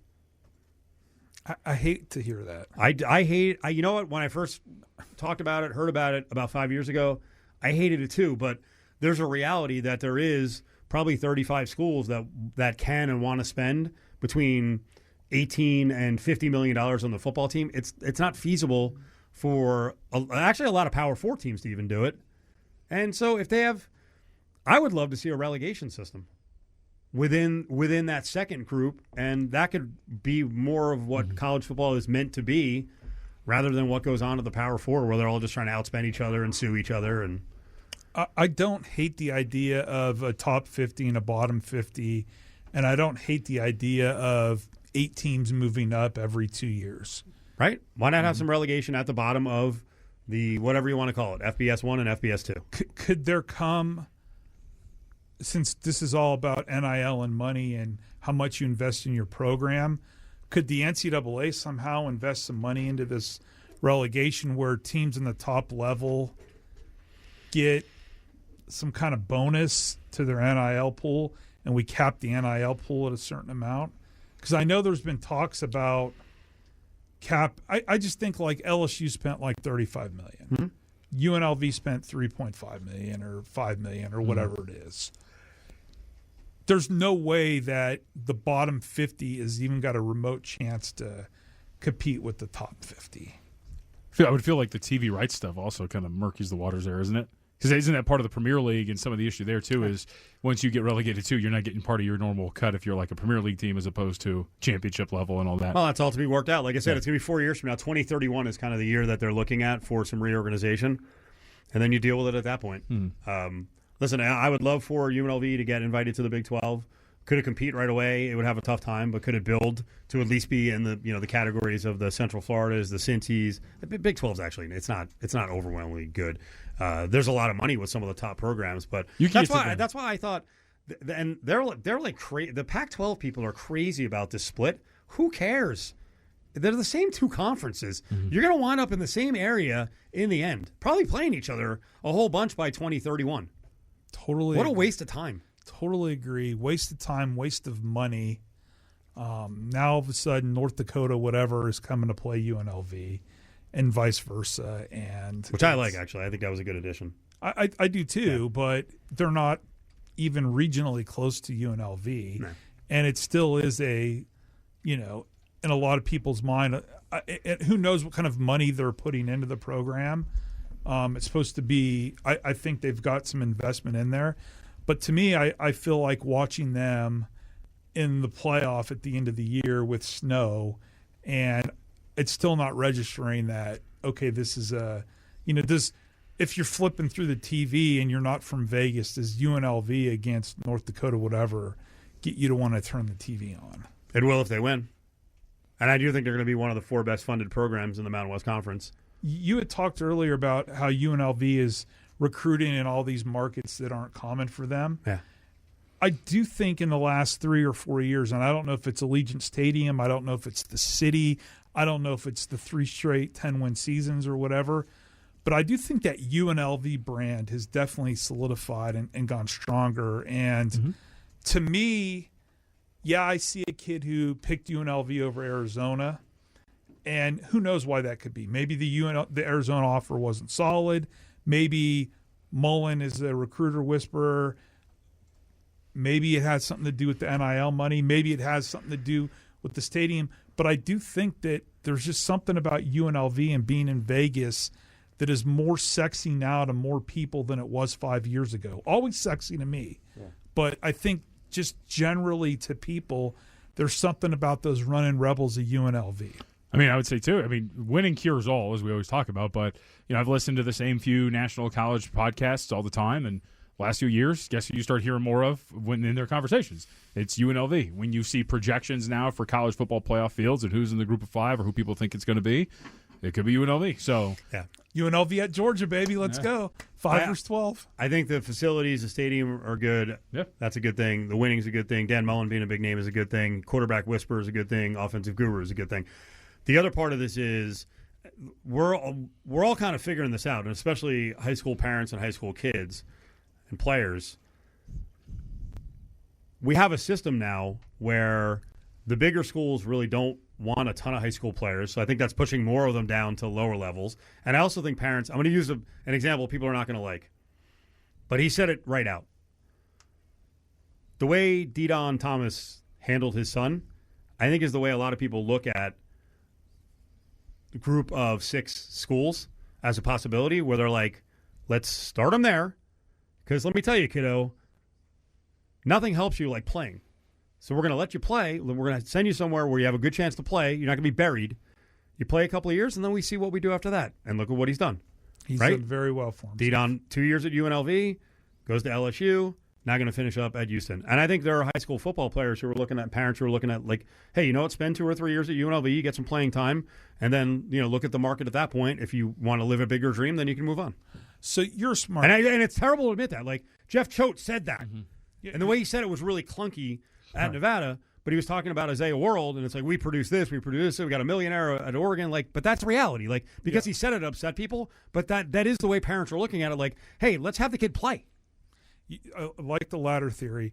So if I have a son who's a high school recruit, say he's just an average 3-star, what do you think an average 3-star over the course of a 5-year college career, what do you think the NIL income would be? Like over 5 years, who cares how many stops you go to? What do you think a 3-star ends up netting after 5 years? What do you think, John? Can you even put a guess? How many years? 5? 5. So 5 years for a 3-star kid. An average 3-star kid at like just an average run-of-the-mill program? Well, are you assuming that he's successful and he gets to move up? Yeah. Say I'm here in Vegas. My kid goes to pick your favorite high school, Chaparral, greatest high school in town, right? He's a 3-star. He's got offers from the Pac-12, the Mountain West. Maybe he's got like an Arizona or an Arizona State. After and say he plays 3 out of the 5, maybe red shirts, say he's a starter for 3 years. What do you think he ends up with when it's all said and done? I would have no clue. Forget about spending. What do you think? Let's give a number. 400. I think that might be high, but I think there's upside to make way beyond that, and there's also different positions. Like if it's a quarterback, make it more. Who knows? I mean, Anthony Calandria, I have no idea if he got anything at Virginia, but he got over $2 million from Nebraska, so he's going to wind up making over $2.5 million. Okay. By the time he's done, now it's a quarterback. Okay, so UNLV and he went up, then down, then back up. UNLV's got 20 to 23 kids committed for 2027. So I'll say 3 stars if you stayed around at this level the whole time. Maybe on average you're getting $30,000 a year. Okay, so these kids that commit, but there's upside if you as you put it, the ladder theory. But these kids that have all committed that we just talked about, are they getting NIL money to commit? Does UNLV have an NIL pool for the 23 3-star? I think kids? most of the freshmen are not. No, I think they get like a cost $500 a month on top of so they're getting. I think they get a little more than that, but they're getting something. But the hope is that hey, you play, then you have marketability, then you can make more money. And at UNLV, if you are one of their top players, you're getting money. Correct. Like obviously they couldn't offer Anthony Calandria $2+ million, but they made him an offer. Okay, so let's flip this now to like a Power 4 program. Mm-hmm. Say like pick your favorite Power 4, Nebraska. Right. is a 3-star that goes, if I'm picking Nebraska versus UNLV, is Nebraska maybe giving me 60 to sign, and UNLV's telling me, hey, we have playing time, and you could ladder up to get more than that 60? Yeah, I mean, that's what you're considering, right? What would you do as a dad? How would you advise your kid? Take the 60 or come to UNLV? And well, that's another great question. What's their financial situation? That's a good variable. Right? Yeah. Like, I mean, in basketball, DGL could have gotten a real nice number here at UNLV. But his family background's a lot different than a lot of people. He needs the money. His family needs the money. Yeah, you know what I mean? You can't answer the question unless you know what the family background is. Correct. And that's what I hate. I like how the NIL provides people that are down on their luck, families that need the money, instant success. I hate how some of these kids are getting these big numbers and they're leaving with not much of that left, if not anything. Okay, last 2 minutes. We got to hit this, and this will be a jumping off point for us in the 5 o'clock hour. Ray Brewer's here with us. There was a tweeter, a local, who said he went to some of the early games at LVB with the A's, and there were lots of empty seats. He bought his ticket on game day, one of the days he went, and he's like, they can't even sell out 10,000, which is really about 8,600 at LVB. This is not going to work here. I think that person's crazy. First of all, Major League Baseball, when it goes to the big stadium here, will not work. They can't even sell at LVB. I saw the same tweet, and I think that it definitely went viral. I was out there for the first game, and it was just a great environment, good baseball. People were engaged. I thought it was great. And find me a big league city that 82 games a year has a midweek game that's sold out. Yeah, but Ray, we're only getting 6 games. I get it. The Rockies were here for 3 of the games. I mean, it's Major League Baseball. It's the Rockies. It's AAA and a half. I'm interrupting. The Stanley effing Cup was going on the same week. The team was in it. Which is another fair topic to open up. You want to stay? Can you stay for like 15 more minutes? Absolutely. Okay, this is another topic to open up.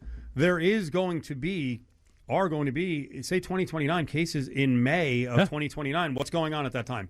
Potentially. May. What are we talking about? What am I missing? We could be talking end NBA? of the regular season with the NBA, the beginning of the AC season, playoffs for hockey, end of the season, and Major League Baseball. So what do you mean? And Memorial Day. We gotta draw for all those. I don't agree. I'll read you what financially the tweeter we said. need all sellouts too at the A's stadium, right? Well, to justify the money. 30,000. Yeah. I don't like that defense. That there was too much going on. Were you at the game? Was the crowd bad? Speak to it. What'd you see? We were there on Tuesday. The Tuesday game I thought was a lot emptier than the Monday game. That was a lot quieter. I would say there were, I thought, about 1,000 empty seats on Tuesday. Beginning of it. That was a home game, if I remember correctly, for Vegas. It was game That's 3 right. or was it game 4 or 5? We were watching the Stanley Cup. Whatever it was. It was against the also Carolina the Hurricanes. election day. It was election day. Although there was an election station right there, so you could go vote and come over. I voted. There was one right there. I'm just saying. I'm not. Believe me, I'm not on the side of the argument that it's not going to work here. But I think it's worth talking about. Ray's going to stick around for a couple minutes. He's nice to come over here and give us time. Ray Brewer, Las Vegas Sun. Follow him on Twitter at Ray Brewer21. Of course, LasVegasSun.com. Von Tobel, Cofield, James is running the show. We'll get you updated on what's going on around the world of baseball and a little bit of the World Cup because I know both of these guys are into it.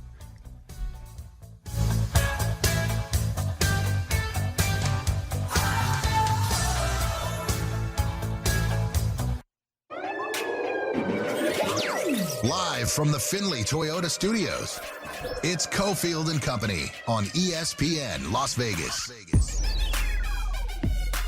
All right, 5 o'clock hours here. It's Von Tobel, Cofield, Ray Brewer, our guest in studio. Lots coming up on the Knicks parade today. A lot on the NBA.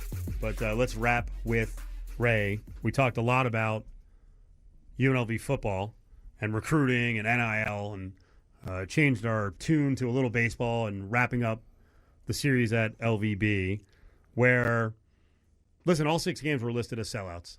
We know the way things work here in Vegas. And there was a local, the person said they're local, I believe they're local, who said, hey, I got tickets on the day of the game. When I was at the game or games, it was not sold out. This is not going to work. Major League Baseball is not going to work if we can't sell out LVB. And there were a lot of people, arguing, and they're like, you're not really local. Certainly the person is entitled to their opinion, and we don't know what the attendance is going to be like at the big stadium. You said, hey, on Tuesday when there were empty seats, Stanley Cup Finals going on that night. Yeah. I think the one variable is we know for a Golden Knights game what percent of fans are for the opposing team that might come in for the opposing team. We definitely know what it is for a Raiders game. And what is that going to be for the A's game? And I don't think the city cares if the stadium has 20% of the opposing team, because part of the reason why the state gave $180 million or whatever is because of the sports tourism part to help populate hotel rooms in the summer when our economy doesn't have many visitors. So I don't know if Vegas has to have the 33,000 every night in, a Monday night in July or a Tuesday night in July. Sunday, especially from the middle of the game on. Now keep in mind, Sunday wound up being 23-9. Sunday, there were 4,000 empty seats. Correct. Now it's interesting. Now here's the thing, and if people see this out of market, they're going to be like, excuses. There are excuses, then there are reasons. Blowout game, and it was 108 on Sunday. It was a day game on Sunday. That was the only day game during the series. People don't even go to the Aviators games. The Aviators do well for the year. Sunday day games are really tough. And I guess as the Euros will tell us how wonderful air conditioning is, inside that stadium is going to be, the Major League Baseball stadium is going to be a completely different experience than being out at LV Ballpark.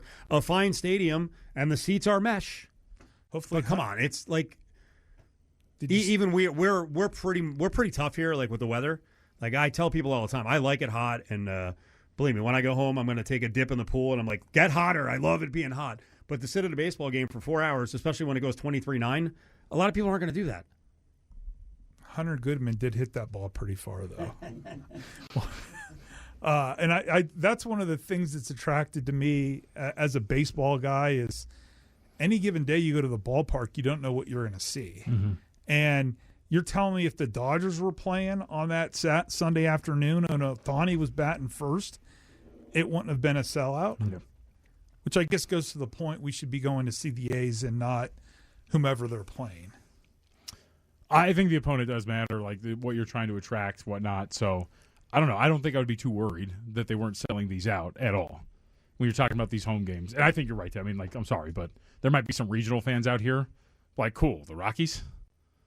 Like the Brewers at the very least did the National League. You had like a contender in the National League, but there's not that much draw there, while, of course, choosing between that or a Stanley Cup final. And to push back to you, Steve, I mean, when you're at the beginning of May, like if I'm a if I'm a Vegas Golden Knight fan, for example, I'm more than willing to miss out on, I think, like a first-round playoff game and go see a baseball game, especially if there's a team that's visiting that I'm willing to, than a Stanley Cup final, and the third time you're there in however many years. So are we just spoiled here? Yeah. Right? I mean, I think that's the answer. Do we go back to the original premise, though, that there's a certain affection we have for the Golden Knights because they're our team, they're Vegas born, mm-hmm. and the Raiders are an expansion team, and they don't need our help to sell out Allegiant Stadium. The A's are going to need our help to get the 33,000 every night.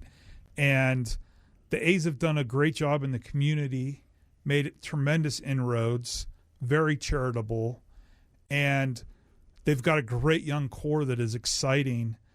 And I think once they get here and they start winning a few games, then maybe we'll have that ownership and that kinship with the franchise. And I think at that point, too, it's if we get the NBA, that's going to be akin to the Knights, which is it's going to be ours. It's not going to be an expansion team, as it sounds right now, that is brought in from wherever.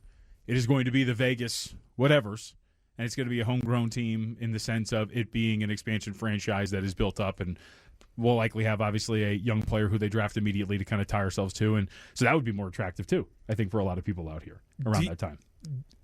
But it's also going to have to compete on nights with the Golden Knights. Yeah. Are the Golden Knights going to lose some popularity when our NBA team comes? Are they winning? The NBA team? No. No, the Knights. Are the Knights winning at a high level at that point? Well, I don't see any reason why they're not going to continue to win. Well, I mean, they've got Eichel I think still, my, right? my point is they need to win. Yeah. They need to win. So whoever's winning, and I think they know they need to win, and that's why they treated this year with such importance. And that's I think it was the smallest part of blowing out Bruce Cassidy was like, hey, now we're going to get competition in the market. Like we need to win. Mm-hmm. I got to tell you, for one of the first times, I was actually seeing TV commercials pushing tickets. So I think the A's realize it. The Raiders don't, like we said, the Raiders don't need it. But the A's and the Knights will both realize that, hey, there's going to be some competition here. We got to win, and I pray that both are like, hey, let's have some ticket specials for locals. We can't do what we used to do, especially in the case of VGK. poor UNLV. They got to win. Yeah. That's why it's of utmost importance that Josh Pastner gets them going in the direction of being top 2 or 3 in the Mountain West Conference and challenging to make the NCAA tournament. This is a massive year. Totally agree. You know what this UNLV basketball team means to the city, and if they could just show a glimmer of figuring it out or a glimmer of going on a run, Sure. Because the sport entertainment dollar in this city is being spread many different ways, and that doesn't include when Mexico plays on television. Yeah, right, exactly. What do you think is going to happen?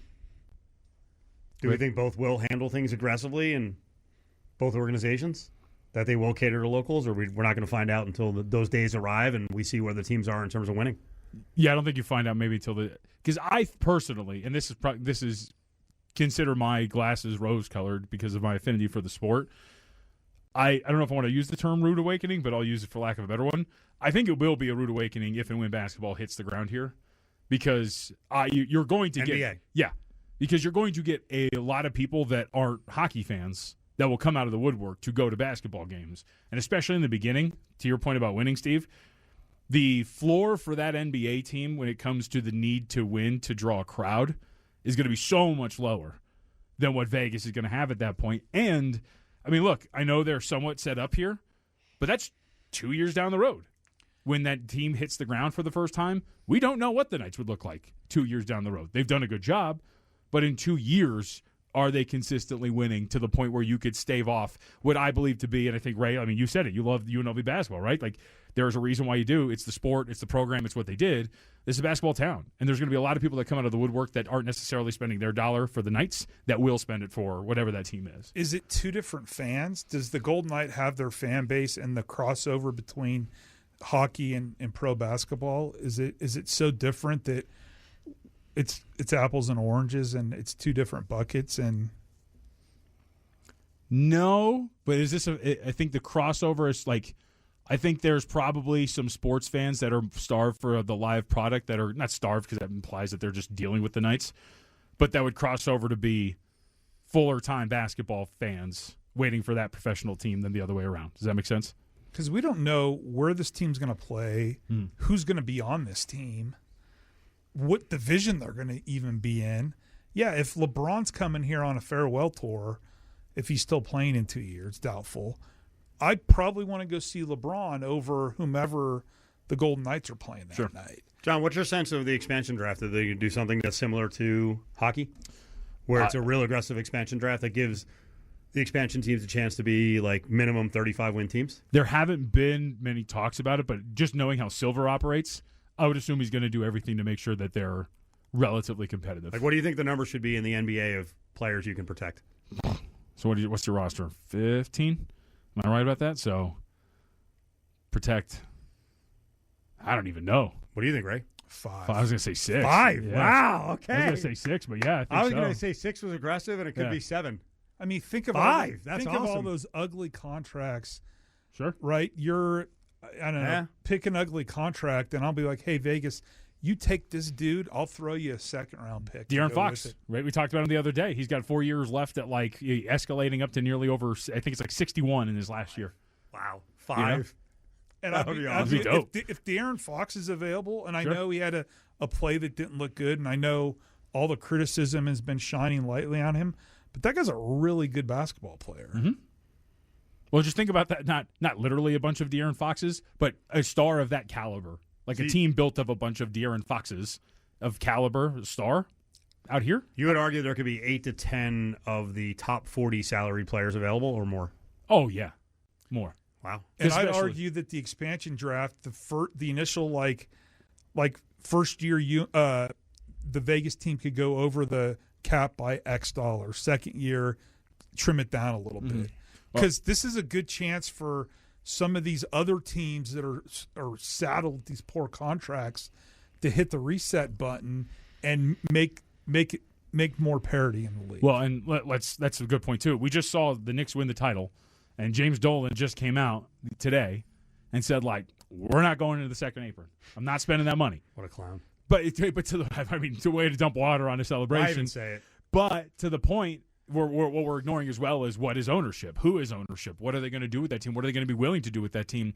We're hearing hockey fans complain now that Vegas has an unfair advantage because of the lack of a state tax. And so that becomes more attractive too. So when you build this team, free agents are going to want to come as well. Like, this could be a very successful thing depending on ownership and what players want to come almost immediately. You have to have the other legs, because nobody's going to play for the Orlando Magic, one of the worst ran NBA teams out there. Yeah. They also don't have a state tax. So if you're right, if there's good ownership and you're treated well in Vegas, and the other thing Vegas has going for it is, I would assume being in Philly or New York during the basketball season is miserable. Yeah. It's snowing every day. You can't get to the arena. Here it's going to be shorts and a pullover. Last question for both of you guys, for John, and then Ray's going to run. Ray Brewer from the Las Vegas Sun. You have your choice of two owners to own the NBA team. Bill Foley, Mark Davis. Who is it? Do I get Jim Gray with Mark Davis? I'm going to go with Bill Foley. Why? I think Foley is, with this team, has hit the ground running and has pretty much shown really quickly that he's willing to hire the pieces necessary to let them do their jobs. I think Mark Davis is clearly showing signs of learning that in this recent year, but I have a larger sample size that tells me Mark hit a couple of speed bumps along the way. Mark's in the WNBA with the world champion Aces repeatedly. It's a very good point. Invested a lot of money in him. He knows basketball. He does. And he paid Becky Hammon. Yep. So I was going to say Mark Davis. He's got basketball figured out. Football is very tough. There's a handful of teams. Got to have a quarterback. You could, and if you're not in the right position to pick a quarterback, you could cut people. I mean, in fairness, though, I think that the Raiders' issues the last few years have been more than just they couldn't find a quarterback. They couldn't find a coach either. And they also weren't very well run on the inside. To his point, yeah. Too many cooks. We appreciate it.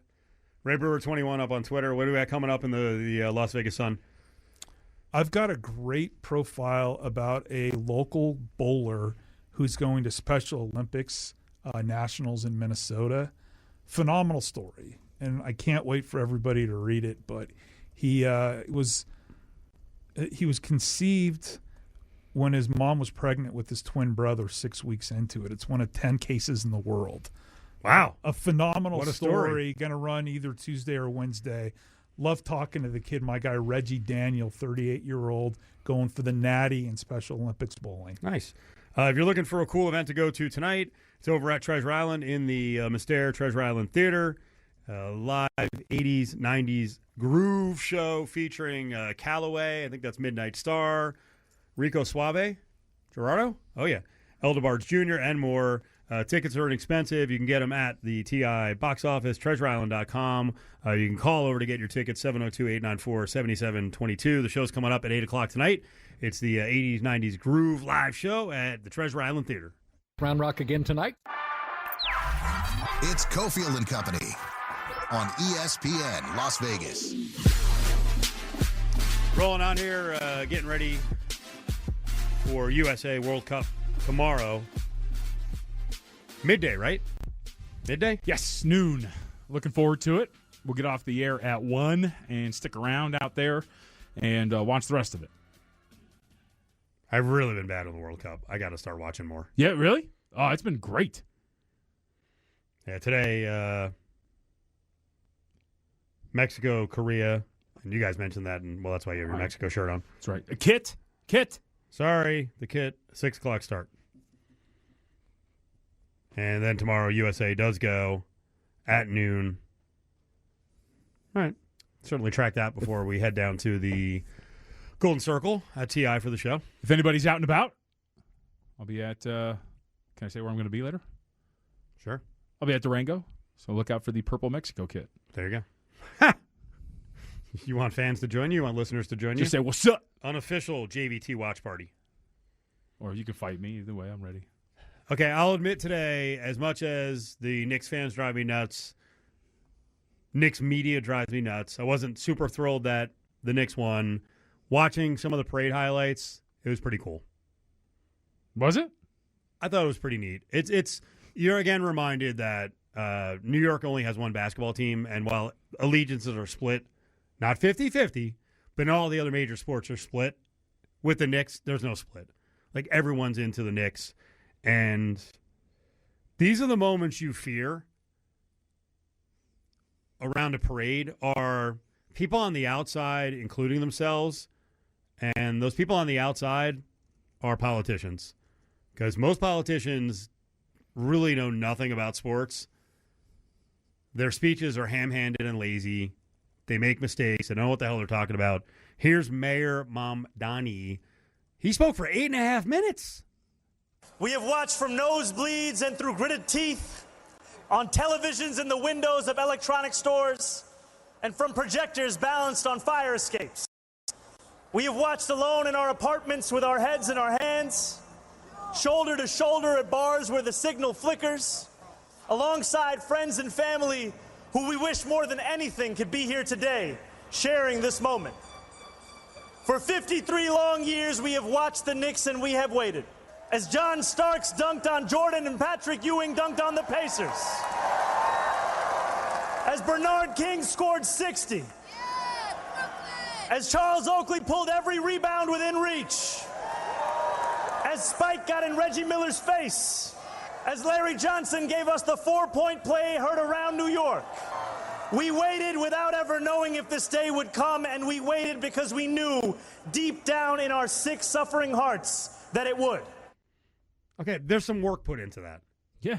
Right? And we actually, our vast sound crew, actually cut out a lot of the mentions because he mentioned about 8 other points. Mm-hmm. So that was good. Well, he's also, you want to be partisan here, okay? I thought you were going to go ageist. No. That he's not 100 years old. Well, but he is, that's always there underneath all of my words. But he seems to be a real fan. Yeah. You know, and that's the biggest problem with most, yes. with most people. I cannot remember John Kerry and what he jacked up. Obviously, Ted Cruz talking about basketball and calling it a basketball ring. That basketball ring, we used to play, that is an old school Cofield and God. Company soundbite. It was Ted Cruz. What was he talking about? I don't know. Was it like Texas It's or his something? son, Grayson But Allen. he pointed to the rim and he goes, that basketball ring. Didn't Hillary Clinton screw up something with like Ohio State and Michigan? I was like, what are you Yeah. doing? You can't screw that up. Here's near the end of the speech. Again, this was 8.5 minutes of the mayor of New York just going on and on and on about the Knicks, kind of holding the crowd captured in a positive way. The Knicks did not just win for New York City. They won like New York City. What is New York if not your back up against the wall? A dream that feels just out of reach. A rent payment you don't know how you'll ever make. What is New York if not 99.6% of the world stacked against you? And who are New Yorkers if not people who hear those odds and smile? This is our city. This is our team. For 53 years we watched. For 53 years we waited. Now we've won. One last time, New York, say it with me. Knicks in. Knicks in. Wow. Okay. That's pretty good. By the way, the John Kerry flubs, I forgot there were multiple. Around the Red Sox, he called Manny Ortez. He referred to the Bruins goalie, Tim Thomas, as Tim O'Brien. And at one point, he called he called Green Bay's Lambeau Field Lambert Field. Oh, no. Do we have the highlight? I don't even know if it's going to do it justice. Before the Stanley Cup Finals, there was some North Carolina politician who, I think he did some AI thing in support of, he's like, oh, we're behind the Canes. And the reporter's like, can you name anyone on the Canes? Look, I think that's a team that's loaded. They're playing offense really well. I'm excited about how they do. Well, look, I want to see the Carolina Hurricanes win. I think it's absolutely great for the state, and I think it's fun that they're in the Stanley Cup Finals. And you know, we did use AI. Yeah, we did use AI, and they did ask him, like, hey, can you name one player? And he's like, okay. Just walked away. Could not name one player. Couldn't name the Stank?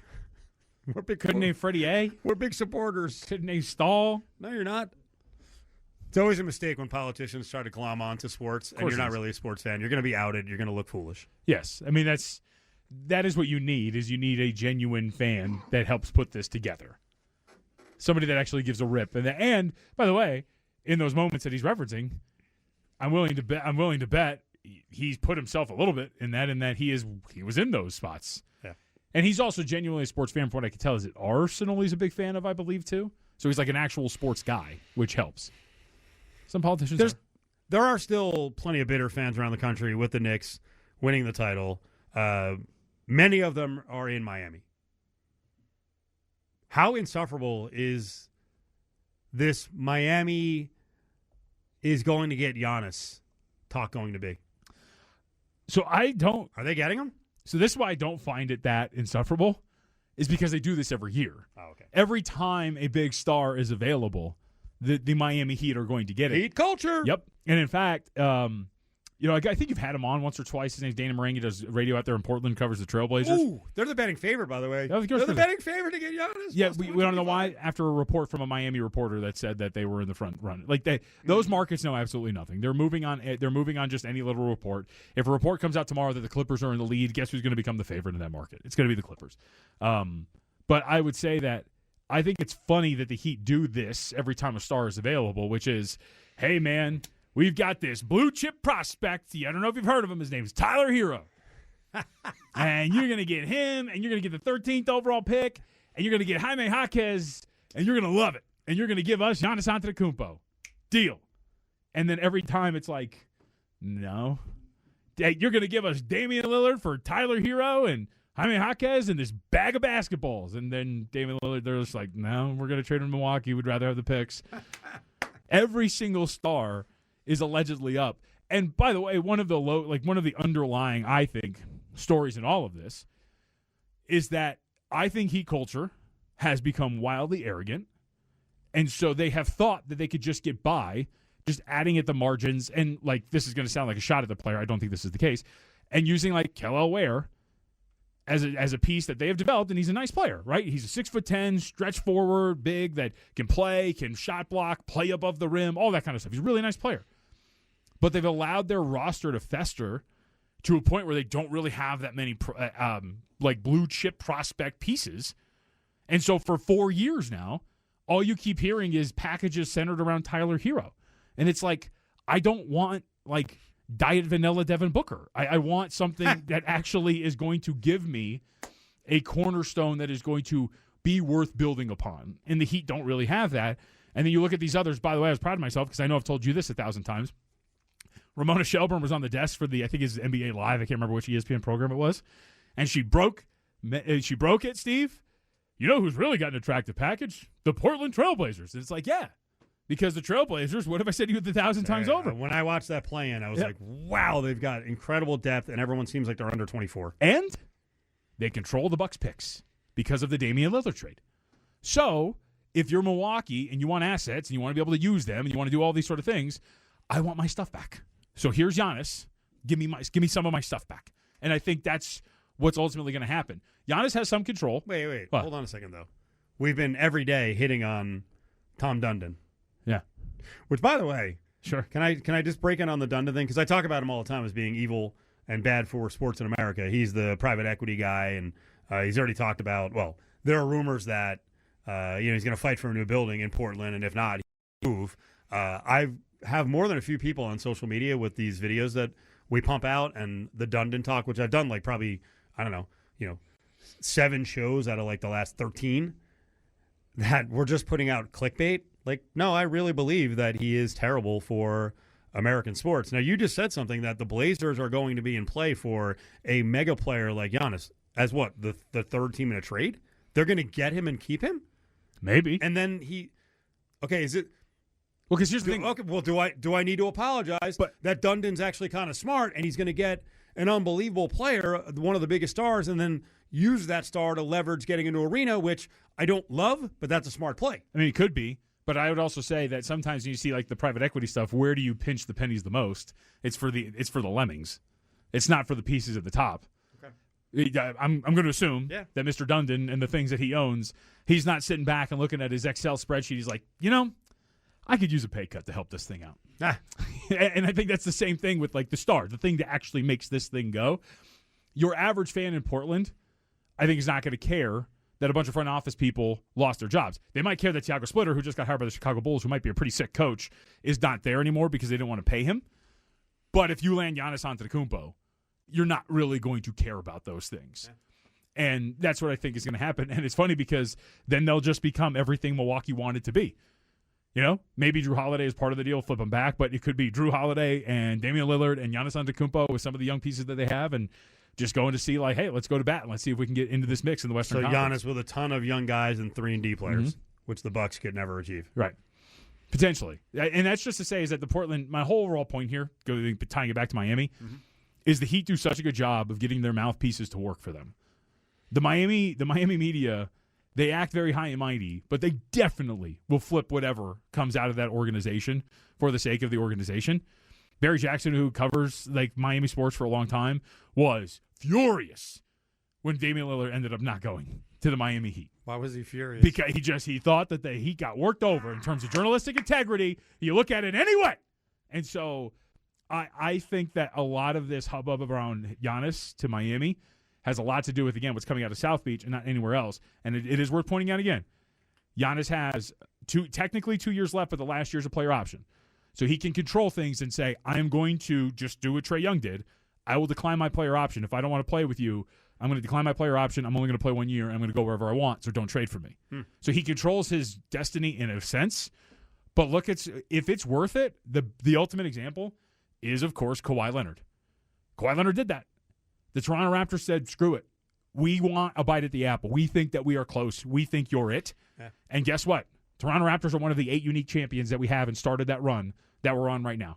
So if you feel like you're a team that can use that year to win a championship and or convince him to stay, it's going to be worth it. And I don't think he really controls it as much as he thinks he does. So until it happens that Miami can fool someone into trading them some great asset, you're going to stick with this Miami thing and not relent. I just watched that owner, Tom Dundon, win a championship. I probably should back off. I'm not going to because I want to see what happens with the Canes moving forward, and I want to see what happens with the Blazers. I'll give you another guy. He just won a title, but there's already some oil leaking out, and the old guy is starting to show his awful ways, and that is James Dolan. Oh, James Dolan. He's a changed man. Everyone loves James Dolan. He won a championship. Boy, Lebitard went off on Dolan, and I'm here to listen to this. And the counter on this is David Sampson, who's on the show every once in a while. Listen to Lebitard, who's probably a little bitter that the Knicks won, but he's not having any of this, hey, James Dolan's a great guy.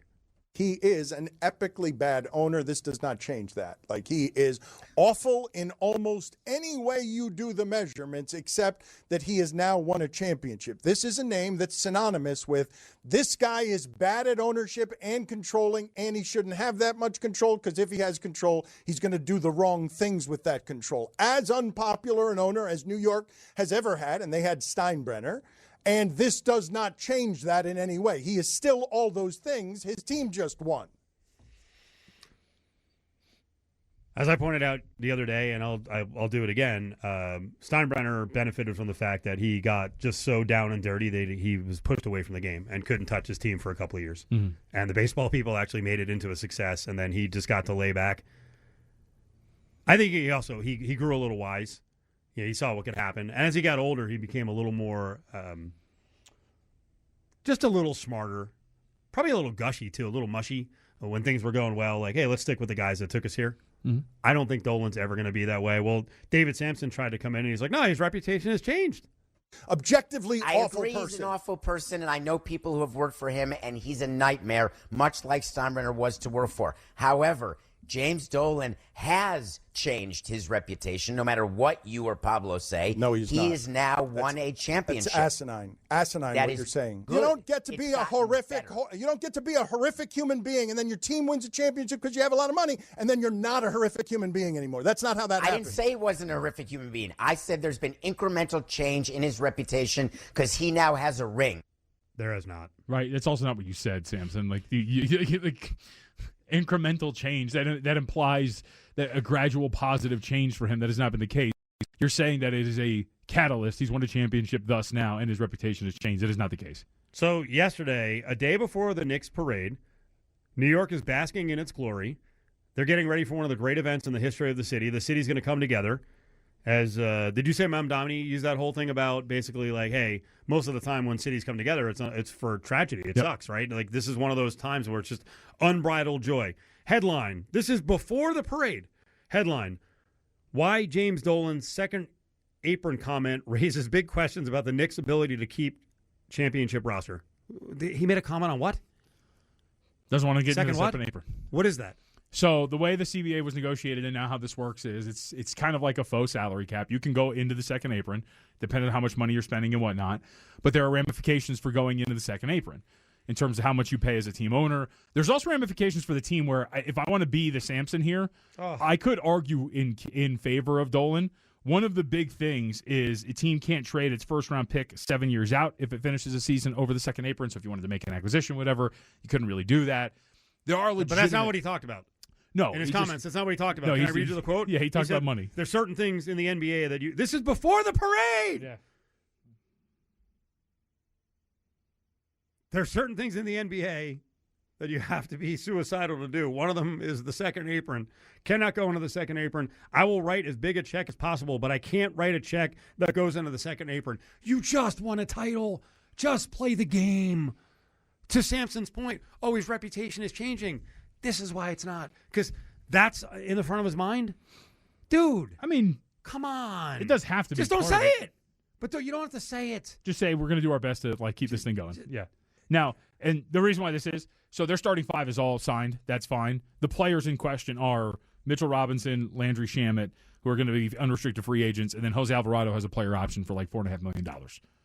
So even if you didn't want to bring them back, it's not like the biggest pieces in the world that are part of this championship group. Is like all of them played a role for this team. Right. Mitchell Robinson would be like the biggest, I think, fan loss, right? He's been with the franchise the whole time, obviously, all that kind of stuff, yada, yada. But I can understand it to an extent. There are more punitive issues in the second apron, but to your point, before the championship, if you just give a generic before the parade, just give the generic, we're going to do the best we can to keep this thing going. And then the New York media would press him on it. Okay. Because they're the toughest. The next one, while everyone's united and feeling good and there's no controversy around the team, just enjoy it. And then we hear Boomer Esiason, who Boomer's gotten real political. He's a MAGA guy, and I think he knows he's twisting, when he does this. Fire this. When does Jim Dolan tell his team that we're going down to visit my good friend Donald Trump in the White House? That's what I can't wait for. And hopefully they all go. Hopefully they go. I would love to see them be honored at the White House. Given this is the 250th birthday of our great nation, wouldn't it be wonderful to see the Knicks standing there with a huge Knick fan who happens to be the president of the United States? So who's he trolling here? The players who he seemed to allege won't go, or Trump, who actually technically has never invited an NBA champion to the White House? There's been sort of back and forth, right. and then invites were close, but then got rescinded. We should know that they are going. They are going to go. They have accepted an invite. This is James Dolan said, we received an invitation, which we've accepted. Still have to figure out the details. I've known the president for 30 years. I'm very proud to bring the team to the White House. So now what's going to be the story? You have to go to each player. Yeah. and find out if they're going. If you can't get a hold of each player, then we're going to be scouting to see who's there, who's not. Who's not. What do they say? All those sort of things. So I don't know what Boone. I mean, I would assume Boone was trying to just, Well, he's doing his job. He's doing what he's supposed to do and flaming someone or another. I mean, again, I'll just go back to the conflating wouldn't it be great with the Knicks and our country's 250th birthday and putting it all together? Who cares? Stop putting those things together. Because again, going back to the UFC White House event, this visit would not be about the Knicks. It would be about Donald Trump. That's how it always has been.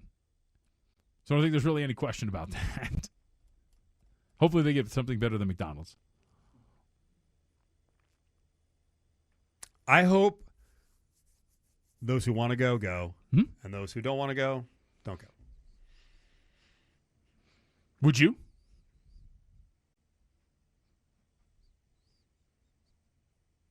Possibly. That's all. I don't. Possibly. Yeah, I think that's the right answer. Yeah. I think I would too. I'll say probably. Because there's gray area to everything. It's not just I think black and white. I understand the logic of to be in the White House, no matter who you think it is. I've never been there. Right. In that setting, being able to do that, regardless of who is there, I can understand wanting to do that. Absolutely. But if someone said they don't want to go, then they don't have to go. Right. Hey, Fernando Mendoza didn't go. Well, that's because he's last on the depth chart, Steve. He's got to work his way up. He could be cut at any moment. Whatever excuse you need to come up with, you can use and come up with. Why not? On the way back, a little more WNBA as voting is out for the All-Star game in the WNBA. A'ja Wilson performing okay, but for the player that she is, the championship she's won, the MVP that she is, should she not be outpacing some of these other names around the league? Cofield and Company presents Grab Bag on ESPN Las Vegas. Stick your hand in there, Dave. A'ja Wilson, Aces, leading All-Star fan voting. She's at 308,000 votes. By the way, the voting just started, I think, on June 11th. It goes until June 27th. So I think once these numbers come out, then you're going to see a lot more people voting. But Paige Beckers is next with 298. Caitlin Clark's actually fifth. Surprised by that. Maybe there are people around the league fans who are like, hey, I'm tired of her act. Although I will say, aside from acting like a baby at times and petulant and fighting with coaches and players and officials and all these wild gestures, she actually is playing pretty good winning basketball. And that's not to say she can't play better, but she's fifth. She also got her shoes. You see her shoes? I did. I didn't get to look at them. Parles was saying no good. Oh, really? James, like we liked them, right? I thought they looked pretty good. I mean, Jeff, why are you laughing? Why does James immediately start laughing? I don't want to speak for him. Jeff is a man of It was during a break. I might have been half listening. I don't think he liked them, but we'll get that tomorrow. It's very important stuff. Can I tell you who should be? Did you have anything more on the gap with A'ja? Should she be way ahead of these people? It should be 60,000. These people? It should be 60,000. The fact that she only leads by 10,000 over who? Paige Buchers? Who is that? Paige Beckers. Who is that? Who is that? Who is that? She's a superstar already. In terms of the stratosphere and gravity of A'ja Wilson, who, again, I will reiterate, I am somewhat compromised because we did use the Target self-checkout at the same time at Boca Park. Okay? But outside of that, I am a journalist at heart. I can say, without a shadow of a doubt, that she should be like 60,000 ahead of Paige Beckers. I know who Paige Beckers is, by the way. I'm being sarcastic when I call her Paige Jerk Buchers. by calling her Buchers. No respect. Can I tell you who will be top 5? And she better be by next year. The lady that I said should be the number 1 pick. They blew it, and the book is not closed on AZ Fudd. Olivia Miles is awesome. Dude, yesterday was crazy. It's so good. Her game. Okay, if I said this, there'd be more than a few female basketball fans who would get mad that Olivia Miles has shimmy and shake like a guy. Sure. Now, I'm taking it from Sophie Cunningham. And if you watch her, no one can stay in front of her. And again, to compare her to a guy, she's got the ability like a Brunson with the stop and start and the change of pace. She's killing people. She had a move last night where first of all, she won 30. She got 31 points on like about as efficient as you can get, 12 of 15. She had a move where two defenders got kind of stuck near her, and she created space, backed up, and her fall-away jumper from like 14 feet was beautiful. Huh? She's got the giant, like, Dr. J. Fro from 76. She is just a pure scorer. The Rec Specs? Rec Specs, which I love. That is awesome. totally my era. She's awesome, dude. She's going to be a freaking superstar. Dude, I'm with you. I was watching. I was like, "Holy smokes!" If she was born 20 years ago, they'd build statues of her. And maybe they might do it moving forward. They're what are they? They're 12-3. And Nafisa Collier hasn't even seen the floor. The MVP. She was going to be the MVP last year, I think. Yeah. Then the Aces went on the roll and Minnesota fell apart. But like she's coming in here in her first season and putting this team on her back without one of the best players in the league. And she's not doing it admirably. She's crushing everybody. You know, she's like 10-1 to win MVP. I don't want anyone else in the country to get credit for this, and I listen to everyone else, so I know. I'm kidding.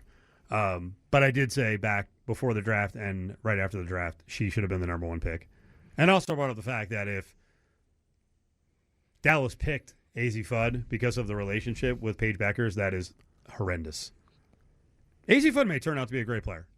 But Olivia Miles is really, really good. Imagine. I mean, as we move forward in history, it's going to be the greatest. It's going to be one of the greatest dynamics ever when you look at that. This is not going. 1-2 selection. I made the comparison. Like one of the last 1-2 botches in the NBA was Greg Oden to Kevin Durant 1 and 2. Yeah, it's not going to be like that. It's gonna. I don't know. It might be like Luka Doncic levels of like letting him slide, and the Hawks taking Trae Young over Luka Doncic. Well, what was it? Number 2 and number 3. In the Jordan draft, it was Sam Bowie, then Jordan. I think Olajuwon was 1, so you can't say Olajuwon was a crappy pick because he's one of the best centers all time. Bowie had a good career. But number 1 and 2, Greg Oden to Kevin Durant is about as bad as it gets. Yes. I don't think it's going to be that way with Fudd to Miles. But she's good. It could be, what was the same draft? I believe it was Markelle Fultz and Jason Tatum. That's bad. Yeah, you're right. Yeah. You think? That's really bad. All right, back in the bag. Stick your hand in there, Dave. Let's close with a little NFL. Oh, because we'll hit this next week. You got something else? I just wanted to add that it was Markelle Fultz, then Lonzo Ball. I forgot about Ball being right between that, and then Jason Tatum. Can you go to LaMelo Ball's draft? Sure. And I know what I said for that draft, and people will still fight me on it, like, oh, it wouldn't have worked. LaMelo Ball should have gone number 1, 2. No. The Warriors. Why do you fight me on this? Because you're misremembering who the number 1 overall pick was. You think he should have gone 2. What was the number 1 pick? Anthony Edwards. Okay. Yeah. Then who? Then the Warriors took James Wiseman. Okay, so it's 2 and 3 again, a Bowie. Okay. James Wiseman instead of LaMelo. Correct. How much different would LaMelo's career be? How much different a player would he be? Because Dr. Draymond Green would have knocked him out a couple times. Like, he's a good player. But how much better would he have been? I don't know, man. They're going to be pretty good next year. Take some time. It does take time. He was very young. Yep. Knipple helped out a lot. Yep. They got a pretty good team, man. I bet the other day, how much time we got left? Are we done? 10 seconds. I bet 10,000 to 1, just like Kevin from The Office says. You got to take it. Jazz Hornets finals.